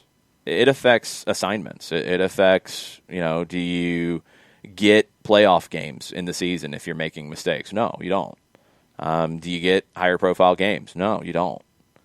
This is a weird year again because I think travel factors into assignment decisions more so than ever before, but there are consequences. They're not necessarily public consequences, but it absolutely affects what kind of assignments and bookings you get. And you will see, especially with younger refs, when you look at the number of assignments, you have a core of guys who are regulars who get, pretty much a game a weekend or a game, every 2 weeks at a minimum if they need a week off. And then you have another group that gets about half of those assignments, usually around 10, 11. And then you have a group that you're kind of testing out, and they'll get 2 or 3 here or there. And sometimes you'll see people move up groups. Occasionally, you'll see people move down groups, and they'll get booked less. Maybe they get booked more as 4th officials rather than center referees. They've got to continue to build up the pool so there's that competition coming up. The guys who are doing the USL championship games and performing really, really well. If you have a regular referee who slides down and isn't getting the same number of bookings because they're having poor performances, and they're graded, they're judged, they're assessed. Then you need to have people who are ready to step up. And maybe that's been some of the problem here in recent years. Did the yellow that Franco got last match, is that going to keep him out of this next one? Yeah. Okay. Yep. I thought I'd remembered seeing that. I just that triggered into my brain, and I wanted to ask that question. Yeah, we talked about it. He got yellow in the Jurgen Damm incident with Ben Sweat late in the Miami game that I did not see live. And then he got a yellow here. So that was his 5th for the season. So he's suspended for Wednesday. Okay. Would you like me to thank somebody? Sure. Why don't you do that? Why don't you tell us about Steve Apolinsky in Decatur, GA? I can certainly do that. Apolinsky & Associates, LLC, proud supporters of everything SDH and the Soccer Down Here Network. Wrongful death and serious injury attorneys. Over 30 years of experience, over $40 million in judgments for their clients in Georgia and Alabama. If this is something that you need to discuss, you can discuss it with Steve. A couple different ways that you can discuss it at Apolinsky & Associates, LLC. You can shoot Steve an email, STEVE, at aa-legal.com. You can also get a free consultation by giving him a buzz at 404-377-9191. And you can get a live chat going 24/7, 365 and a quarter. Go to aa-legal.com, hit the enter button or whatever device moves the next page forward. You get a pop-up window because that's what they do. They pop up. That's why they call them pop-up windows. So you can have a discussion there, and you can do that any time of day, any day of the year, all around the clock. Recognized as Legal Elite by Georgia Trend Magazine. Top 100 firms in this here state of Georgia for wrongful death and serious injury matters. Proud supporter of Soccer Down Here in the SDH Network. It's Apolinsky & Associates. The website is aa-legal.com. All right. What else is on your mind this morning, John? What else is on my mind this morning? I'm guessing that's a nothing. Well, no, there's plenty, but it's just trying to structure it into the disrespect. Okay, let me get into juice boxes here for a second. Oh boy, here we go. Okay. Well, no, it's the continued disrespect to the Philadelphia Union. Yeah. North of 200 again, which means, of course, as you have professed hand over heart multiple times this season, that if you don't jump on the Philadelphia Union with the large juice box numbers that they pose, you're making a huge mistake. So naturally, what happens? It's another large number, north of 200, for the Philadelphia Union, and they blow out Red Bulls 3-0. So if you took your own advice, and if anybody listened to you and took your advice when it comes to Philadelphia, you made out with good juice boxes once again for the Philadelphia Union. I don't get it. I just don't understand it. Philadelphia handily beat the New York Red Bulls, who are without a regular manager right now after Chris Armas was relieved of his duties.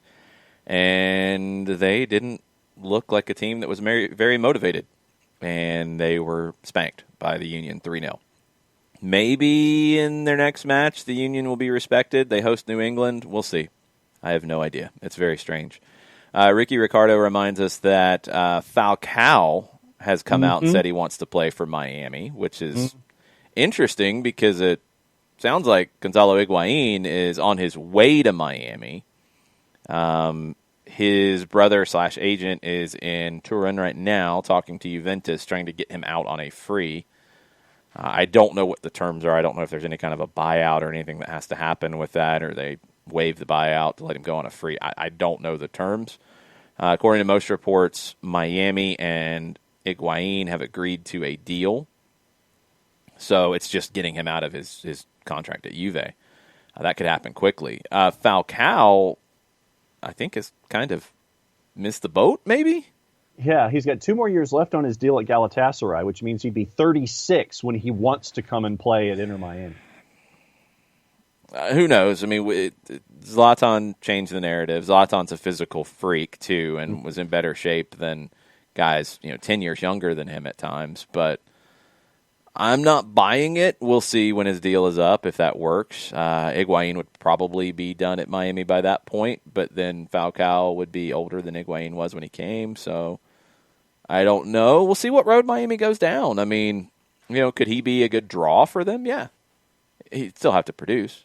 I mean, the draw idea of let's bring, an old player who would get people to buy some tickets and shirts, yeah, that's great once, but if they can't play, people won't keep coming back for that player.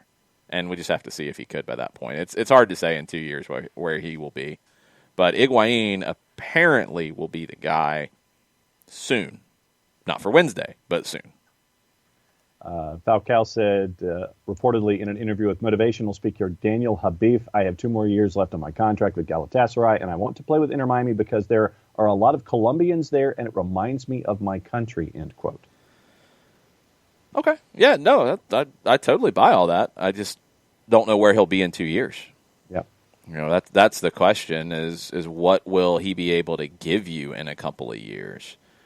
One other thing we haven't talked about from Saturday was something that came up in the media availability yesterday. Ezequiel Barco, his reaction to being subbed in the second half, obviously not happy. You could see him saying something. Stephen Glass talked about it yesterday, and he said, coming off on Saturday, yeah, I was unaware that he wasn't happy. On Saturday, he was speaking to me as he came off, and obviously when a player comes off and he's not happy about it, it probably looks like more anger than it is. I don't obviously understand immediately what he's saying because he's speaking in Spanish and it comes out quite quickly. But basically, Ezequiel was saying, we're trying to win a game here, which I'm well aware of, obviously. So it's not a surprise to me that a top player is not happy when he's getting taken off the field. I don't have a problem with either side of this. I mean, guys want to play? Okay, good. I like that fire. But managers also have to manage more than just that game. You have one coming up in a few days. You had one a few days before. You've got a sports science department that's telling you how many minutes guys can go comfortably before you start risking injury. And when you're playing this kind of workload right now, injury is a concern. And Barco's a guy who's had injury issues. So you've got to manage it. The idea, it sounds great, of just keep playing him, no problem, just keep playing. He wants to play, keep playing him.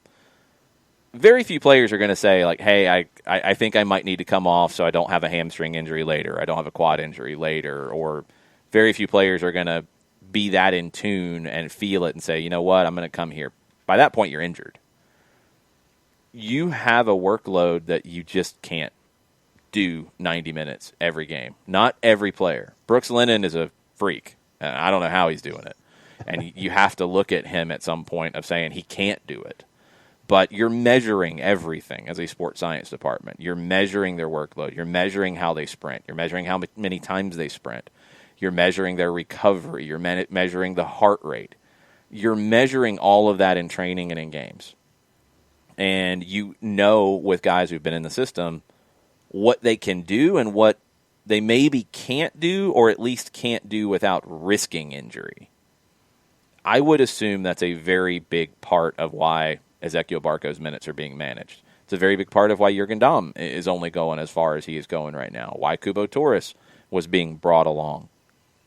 You can't blow guys out and have them get injured. Watch, and it's a different scenario, but the schedule is somewhat similar to it.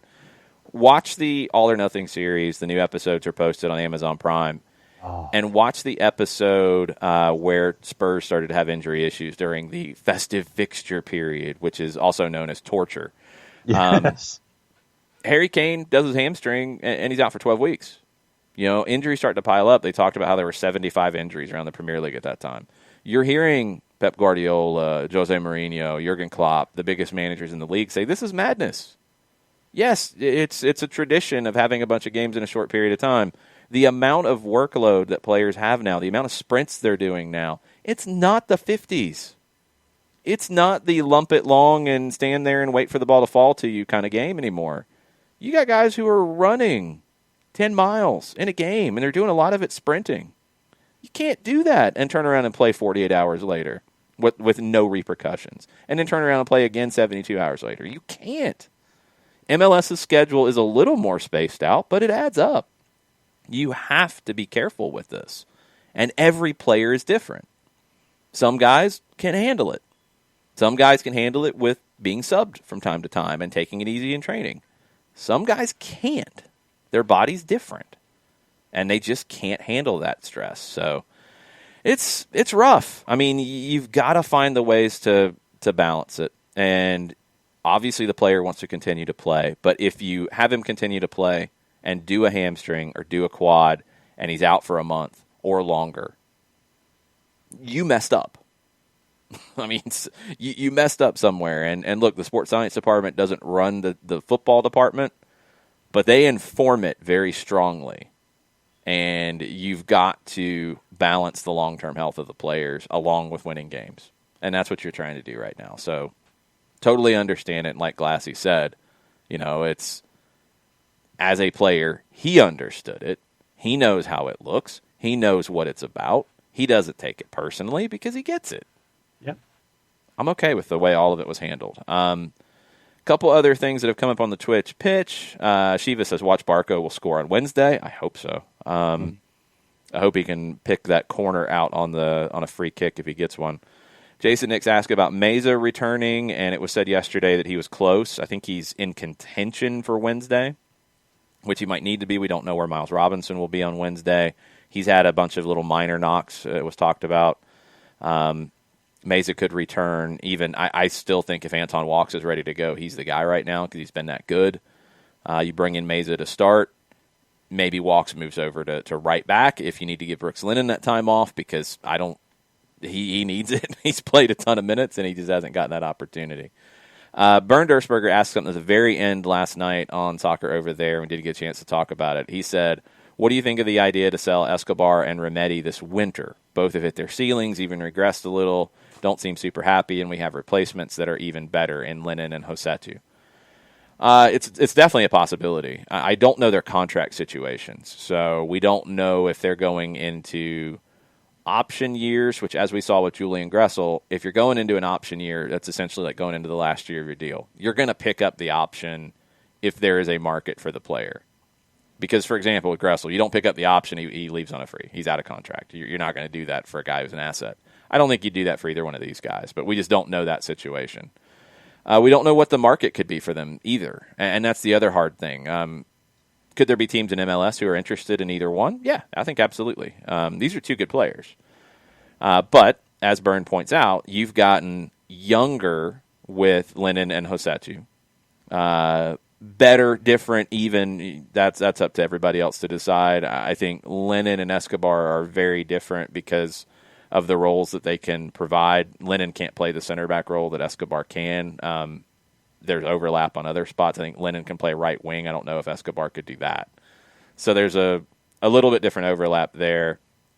Remedi can play deeper than Josetu, but they overlap as the box-to-box, the 8 midfielder, and they do a lot of the similar things.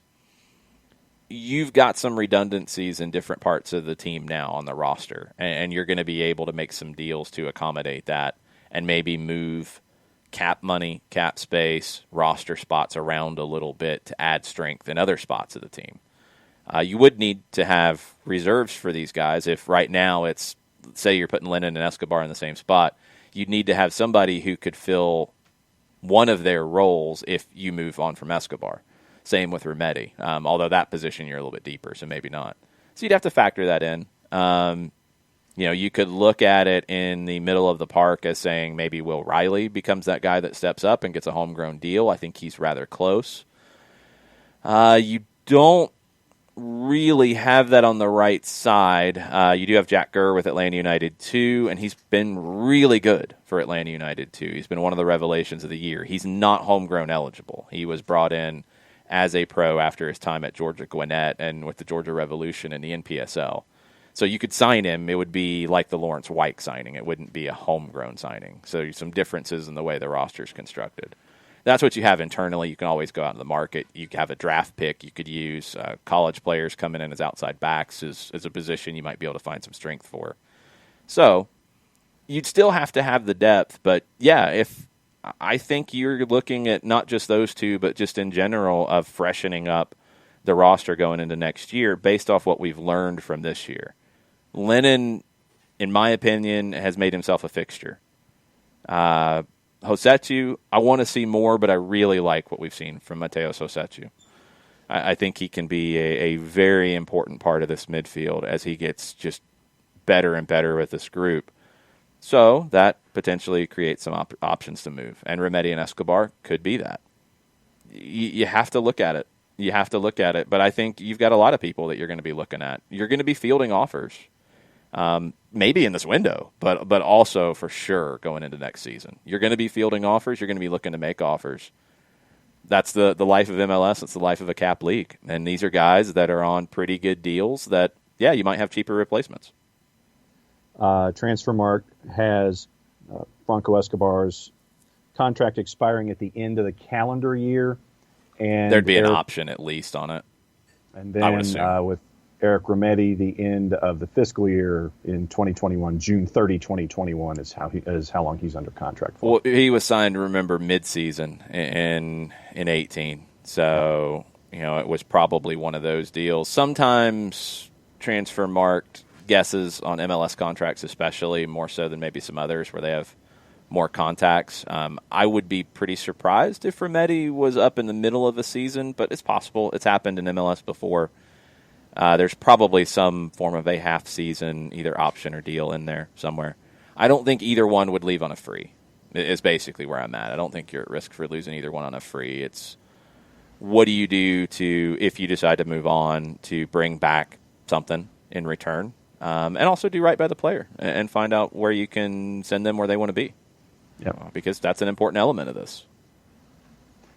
Chris Ashley, one of our sources for the Greenville Triumph and everything Leeds United, says that he is working this morning, so he can't listen live. But he was catching up from last night with the Soccer Over There PM Extravaganza EPL preview.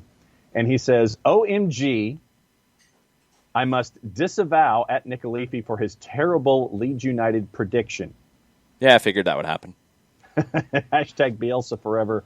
Hashtag MOT. Hashtag ALAW. We will see. It's going to be an interesting season in the Premier League with the schedule, which is going to be difficult for teams like Leeds because of the style that they play. You're playing a lot of games in a short period of time. That's going to have an effect. It will. There's no way around it. It's a weird market because you've got Chelsea, who had saved up a bunch of money for a rainy day, and they've spent it more than they've ever spent in a window before. And you have other clubs who just really can't make moves right now. So it's just the nature of all this. I mean, it's strange for everybody associated with it. It's a little hard to predict. I think Leeds has made good moves in the window. I think they've upgraded where they needed to upgrade. And I think they're a comfortable pick in staying up. Where they can finish, I don't know. But staying up, I'm not too worried about that. I'm more worried about Fulham and West Brom. Yeah. West Brom for me was one of the 5 that I had at the bottom. So by using that kind of a math dynamic and counting up, I have Leeds somewhere in that 12 range. See, I mean, that's really aggressive. Like, that doesn't happen very often. But this is not a normal year, so we'll see. Ricky Ricardo says he's going to try to follow Leeds since he doesn't have an EPL team. Leeds is a fun watch. I mean, yes. That's probably the team that I'll be watching a lot of to see how things go tactically for Bielsa. And how he handles that jump in intensity, that jump in quality from the championship, and what adjustments he makes. Because we saw it here in Atlanta with Tata Martino. You've seen it if you've paid attention to Jorge Sampaoli's career, other Bielsa acolytes, and how they take what Bielsa's done and put twists on it. Pep Guardiola's one. He twists it with some of the Ajax and Barcelona training that he's had in his life and makes what has made Pep Guardiola successful. Sampaoli, Tata do it in a different way. Tata's more pragmatic than Bielsa in a pretty big way. But also there's a lot of elements there. So Bielsa's the one who's been the most pure to the Bielsa style, obviously, because he originated it. And what tweaks does he make? And Chris Ashley could probably answer this better than I could watching what he did year 1 versus year 2 at Leeds. Felt like he managed the energy levels a little bit better in year 2. They didn't get burned out as quickly in year 2. Maybe the Pandemic break helped them and was a lucky thing to allow them to come back and finish things off comfortably. Who knows? But can he do that in the Premier League? They're going to play less games, which is great, but it's going to be over a shorter period of time, which is not great, and there's going to be more pressure. So how he handles that, it's going to be fascinating to watch. Bielsa's just a fascinating character, so I'm looking forward to it, and I'll be paying a lot of attention to what he does this year and how they do this year. And if you haven't watched it, watch Take Us Home just as kind of a primer to get you ready for the season, just to kind of get into the mind of Leeds and Bielsa and the fans and the rivalry and all that kind of stuff. So that was season 1 of Take Us Home was a very, very cool watch, just to kind of peel that back and see about Bielsa first. And just one season. Yeah, don't look for a season 2. There's not one. It's just 6 episodes, I think. Maybe it was a little bit longer than that. It was just a special series that they did, and it was really, really good. It was about year 1 of Bielsa at Leeds. And 6 episodes. Yeah, where they didn't succeed, and they ended up losing in the playoff. And, yeah, the end of it, I mean, the way they did the final sequences of it after the playoff semifinal loss was heartbreaking. It was really well done from a production standpoint. But, yeah, it was emotional. You have to feel happy, I think, for those longtime fans that have waited to get back to the Premier League level. And, I mean, Leeds went all the way down into League One. And, you know, they've went through a bunch of owners. And you kind of wondered if they would ever find a way out of it. And they finally have. So they're the club that I felt like was outside of the Premier League that could come in and be a sleeping giant kind of club.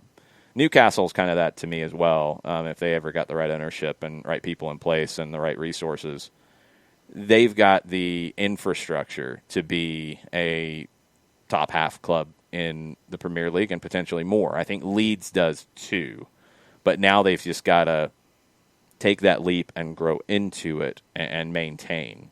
And Bielsa's style is not really one built on maintaining. So we'll see how this goes this first year in the Premier League for Leeds and Bielsa. Yeah, and once again, it was fun to catch up with the TFA guys last night to kind of get their lay of the land when it comes to the Premier League this year. And if you didn't get a chance to listen live, it's on the network, on the platform, so go back and listen, as it was one of the busier boxes that we've ever had in the Twitch pitch for you to manage and get everybody all on the same screen all night. Yeah, trying to make it all work. It was a fun show last night. Braden and Sapoon from the Football Academy podcast hung out with us for a little over an hour previewing the Premier League. Go back and check that out on your podcatchers if you missed it, and check their podcast out as well. They cover the Premier League with a betting angle as well. So if you're talking about juice boxes, they're good guys to follow. They'll help you out.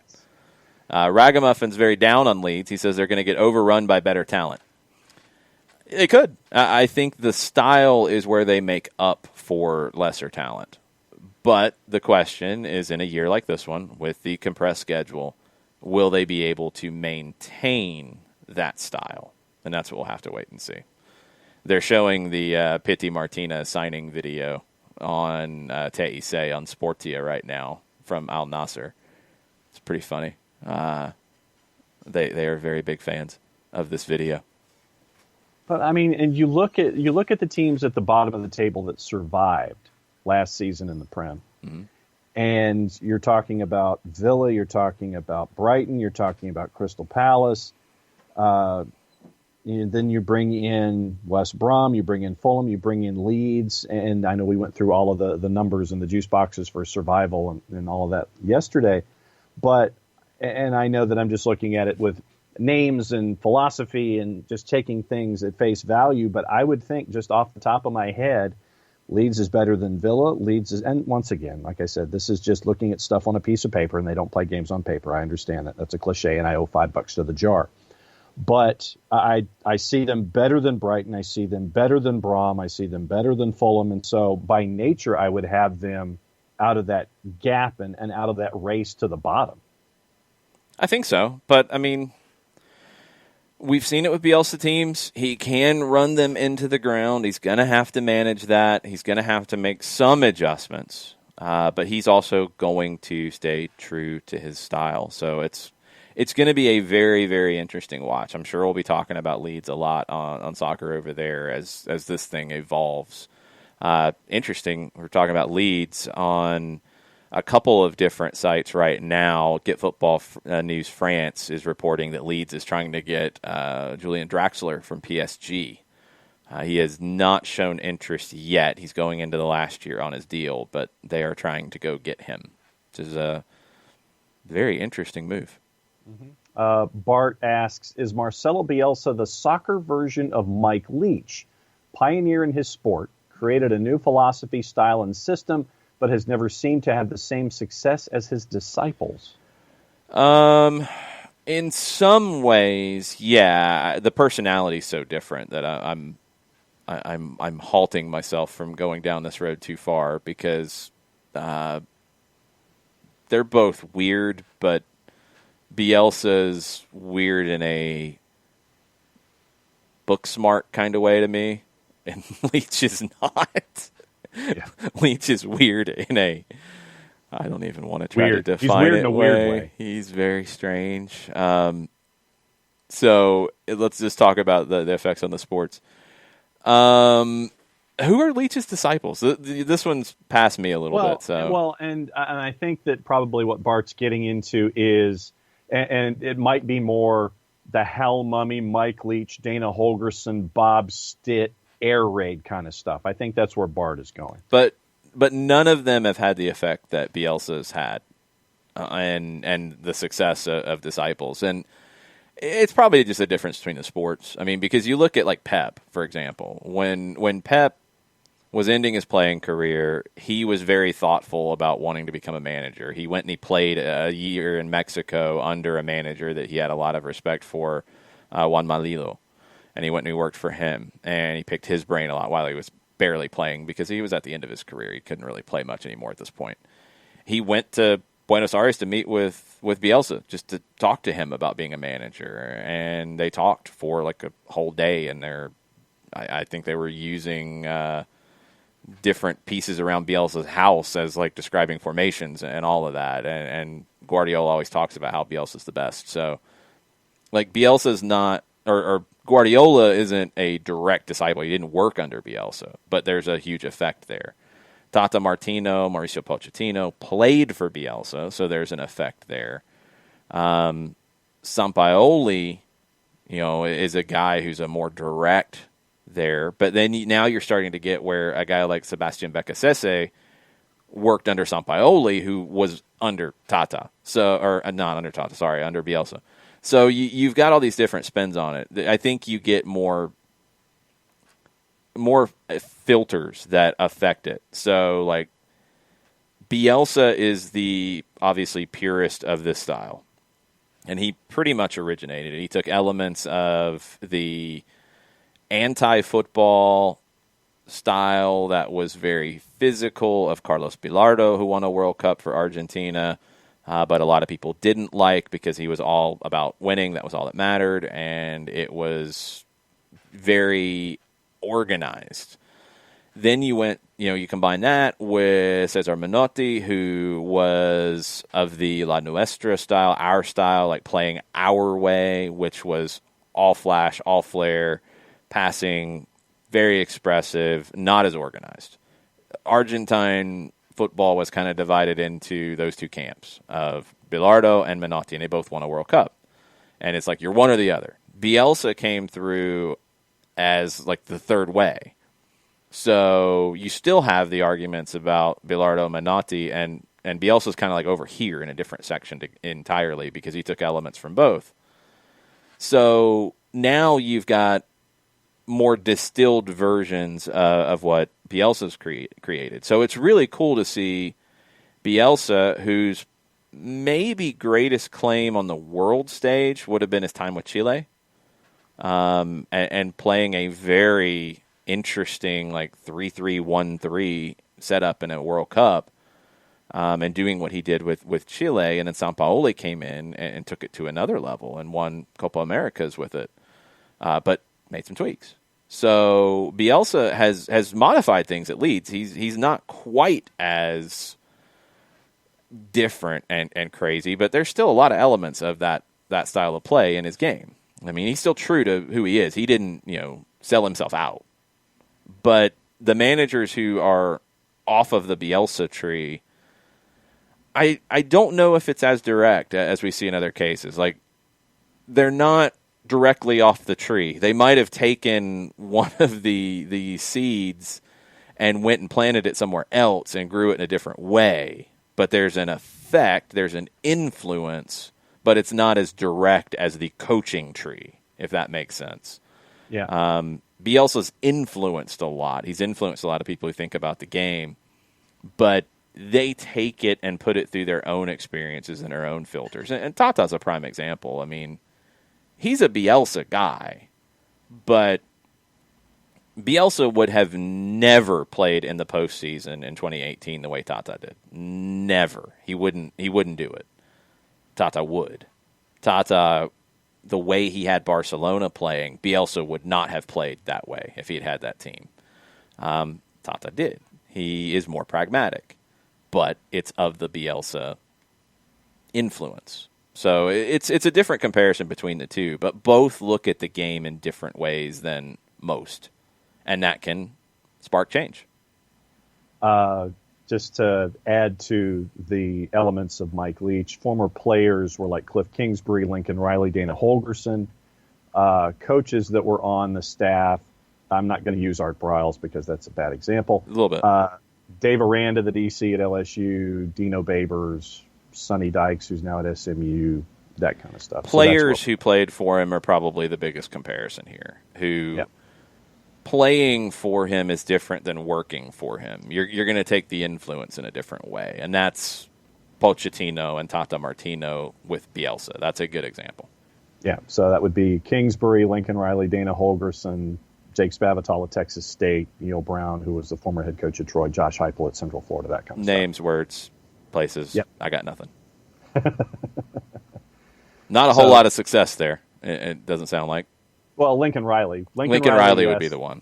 And Cliff Kingsbury, success in promoting yourself up into a job in the National Football no League. success. He's got a good job. That's true. Yeah. So those are your two big ones from that list of the crew.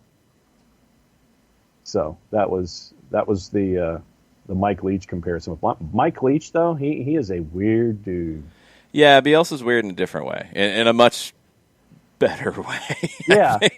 No, and I mean, and I go back to the whole thing with Derby County and how Bielsa laid it all out for the press. The press was sitting there saying, "Oh my God, Bielsa's going to resign. Oh my God, they're calling this presser."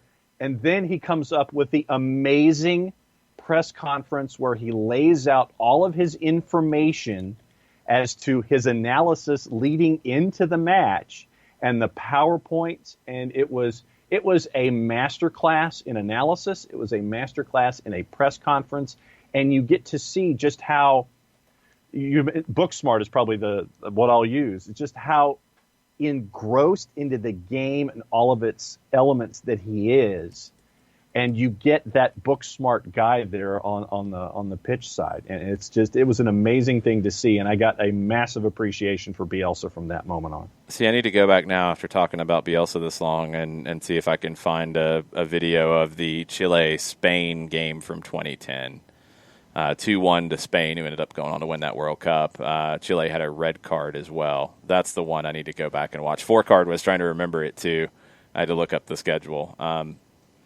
I remember that being, and I did not understand tactics to the degree that I'm still trying to learn to understand them now. I did not know as much at that time.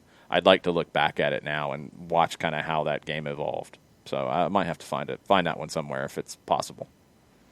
This is a question for me, the soccer novice. Oh boy, and it's a question of playing opposite your stronger foot. Yeah. And just how common, uncommon, how difficult it is for the player. Now, if I remember, Anton Walks is a right-footed player, yes? Mm-hmm. And he's playing on the left-hand side on the back line currently. Yep. How much of an adjustment is that for an individual? How common or uncommon is that to play opposite your stronger foot in an 11? It's far more common for a right-footed player to do it because there's far more right-footed players. And right-footed players' left foot is generally better than a left-footed player's right foot.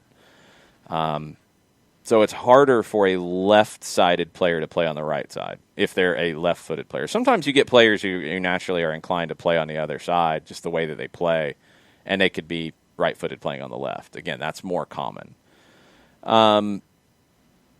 In the winger positions, it's not as big of a deal because if you're left-footed and you're playing on the right side, when you cut to your left foot, you're moving into a shooting position. There's a lot of managers who play inverted wingers for that very reason. In the defense, it's not as common, especially on the outside, but it depends on how you're using your outside backs. If you're attacking a lot, you can go down that road with an inverted outside back. That's a more aggressive tactic. It's a riskier tactic, but it can happen. Center backs, it's a little harder. You can have two right-footed center backs, but the guy on the left has to have a decent left foot. It's a lot harder to have two left-footed center backs. If you do, the guy on the right has to have a good right foot. So much of it is down to that. Is are you one side dominant, or can you play with both feet? And most players at the levels we're talking about can play comfortably with both feet. Obviously, you've got a foot that's dominant. Lefties are so interesting because they're not as common. And I think they can get away with being one-footed a whole lot more. Ryan Giggs, made a career of it. Everything was left foot. Diego Maradona was mostly everything left foot. But when it's that good, it's that good. And you can find a way to use it. I was, unfortunately, the bad version of this is I was a right-footed player, had a bad left foot. So, I remember watching Ryan Giggs when I was playing and saying, okay, I see what he's doing with his left foot. My left foot stinks. So I need to find a way to be effective and use some of that because it's limiting. And if you are, I couldn't play a left center back because my left foot wasn't good enough. I'd be found out in moments where I needed to make a clear or make a pass comfortably with my left foot. I wouldn't be able to do that. But Anton Walks has a good enough left foot. He's played on the left side before. So he can play and make the plays that he needs to with his left foot.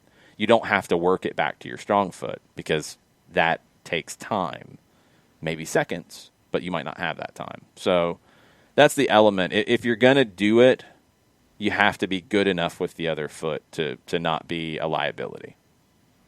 Because when they had put Anton in the back and that had been the beginning of the pairing with Miles, Brad had come out post-match and said he knew that it was difficult, gave Anton a lot of credit for doing what he was doing at the back and understood that it was difficult to play opposite your stronger foot. And that was why I wanted to bring that up. With the continued growth that we're seeing with the four of them at the back, specifically with the relationship with Miles and Anton, I just wanted to ask about the difficulty in that. It can happen. It obviously it is, but you have to find ways to accommodate for it. Anton's left foot is fine. So I haven't noticed it look like an issue in a match.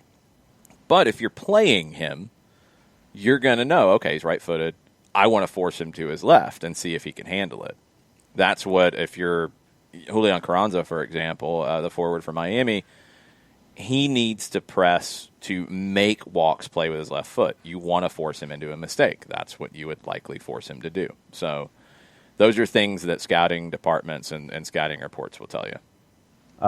Just so you know, and obviously this may change between now and 22 hours from now. Inter Miami is a plus 104 in the composite. Atlanta United a plus 249 in your juice boxes, in your draw option a plus 259. And Philadelphia is getting respect, plus 108 in their new matchup against New England right now. New England a plus 250. Interesting. That's a high number for Atlanta and a really high number for the draw, but we'll see what changes before we get into tomorrow and talk about it.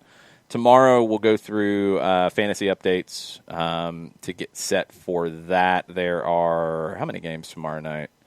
5. 5 games tomorrow night. So we'll get you ready for those in the morning as well. It'll be a game day Wall Pass Wednesday. We do have the run-up coming tonight, 7 o'clock, where we will get deeper into Atlanta, Miami specifically.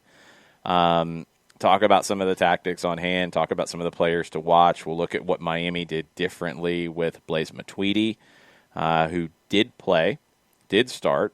Will he be able to turn around and go again on Wednesday? We're going to find out.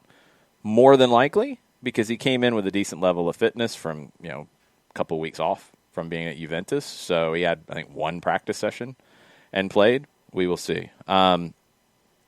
Before we go, and this was something I didn't have all the details on here, Ricky Ricardo highlights it on Twitch, and thank you for highlighting that, Ricky Ricardo. People heated over Hope Solo not getting in the Soccer Hall of Fame because she was left off ballots. Wild. Washington Post, Stephen Goff with an article says Hope Solo snubbed. Fell well short in her first year of eligibility. The way this goes is you had 42 players under consideration. You had to be on 2/3 of the ballots to get elected. Bocanegra was on 68.5, so barely made it. It was his third year on the ballot. I think that's crazy. He should have been elected before.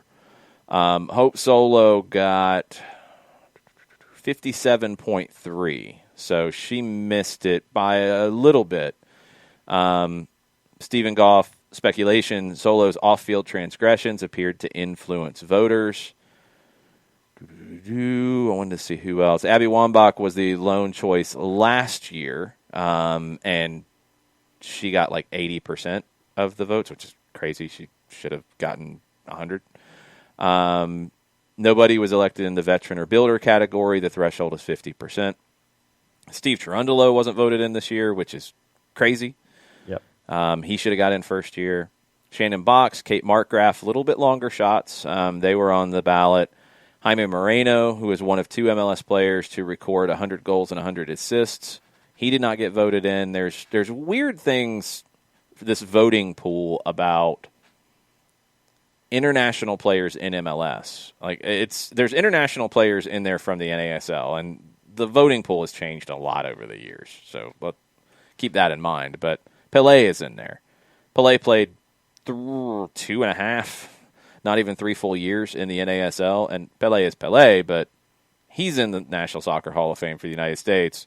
Jaime Moreno, who played from 96 to 2010, I think, and has over 100 goals and over 100 assists, multiple trophies, not in there. That's foolish. Moreno got 50.6%. Cherundolo was on 57.3%. Box and Markgraf 52.2%. Hope Solo had issues off the field. There's no way around that. 2014, arrested for assault, which was dismissed years later. She was kicked off of the 2007 World Cup squad after fuming about being benched. Greg Ryan, the coach, lost his job after that World Cup. He handled that incredibly poorly. Should Hope Solo have been as vocal as she was?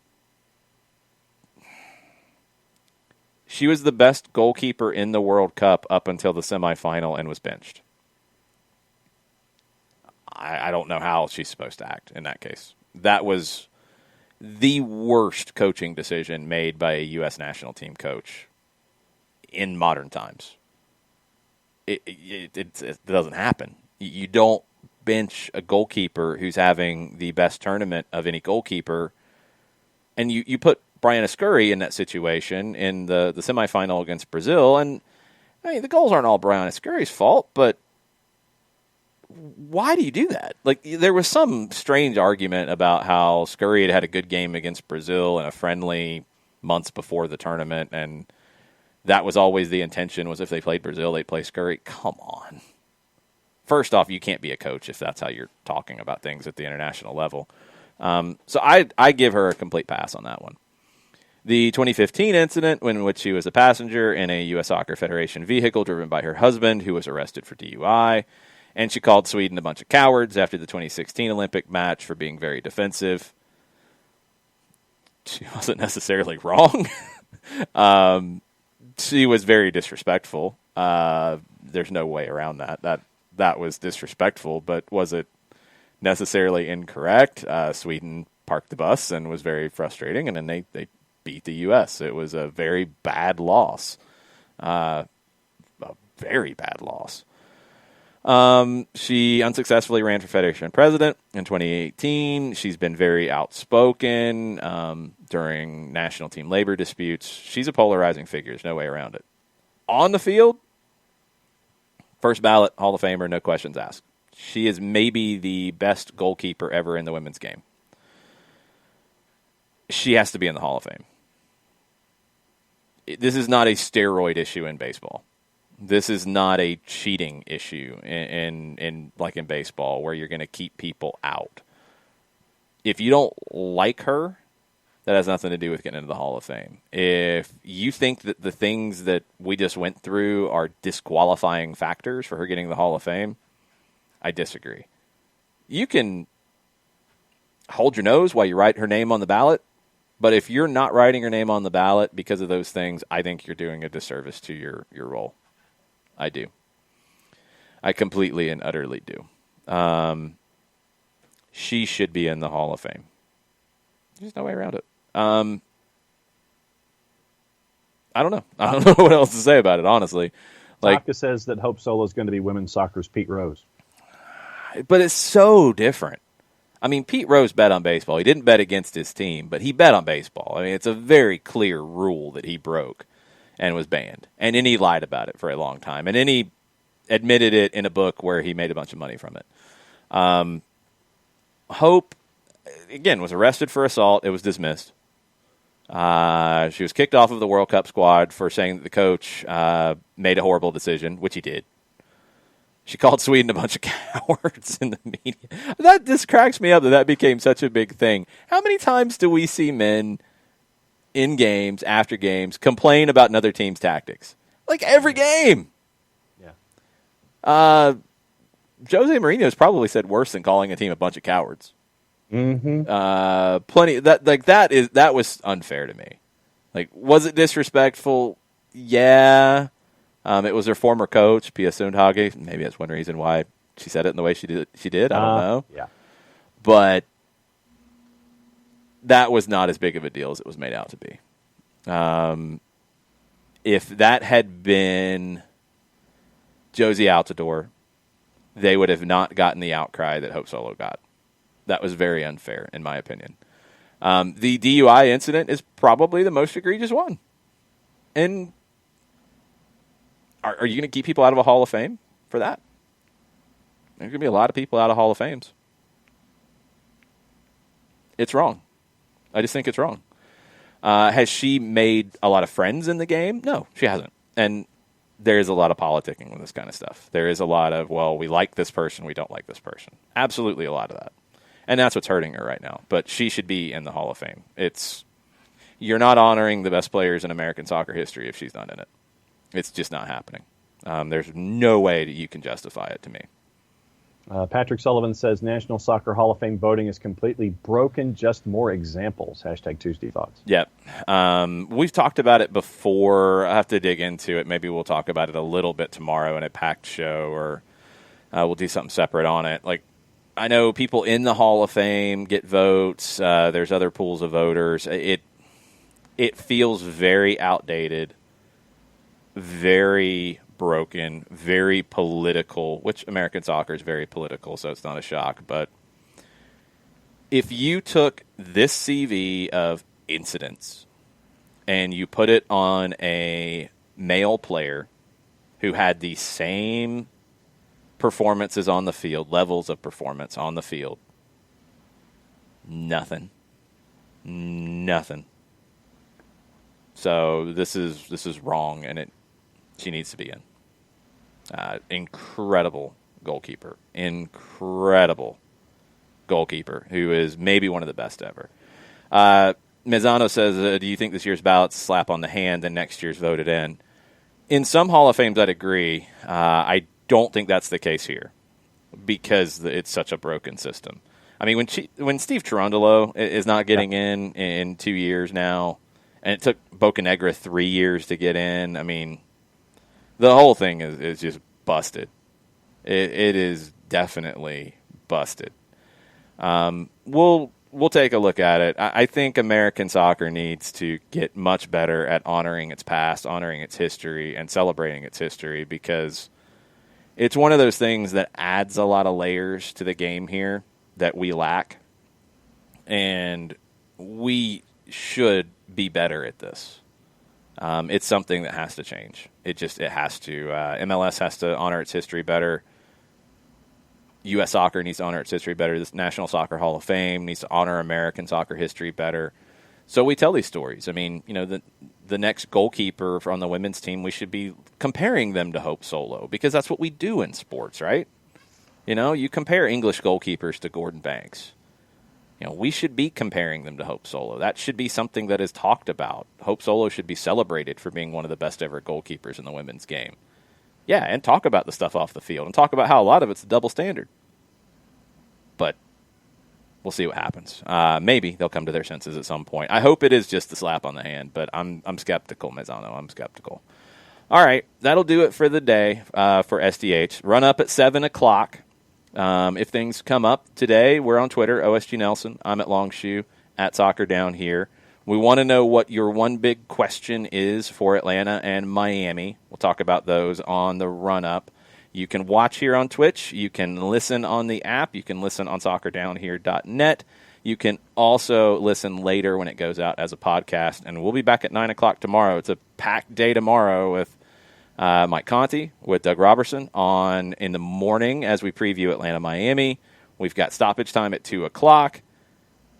We've got, I think, 7 o'clock, Five Stripes Countdown on 989 The Game and radio.com, and then kickoff just after 8, and then the full-time report, and then I'll collapse and go to sleep at some point.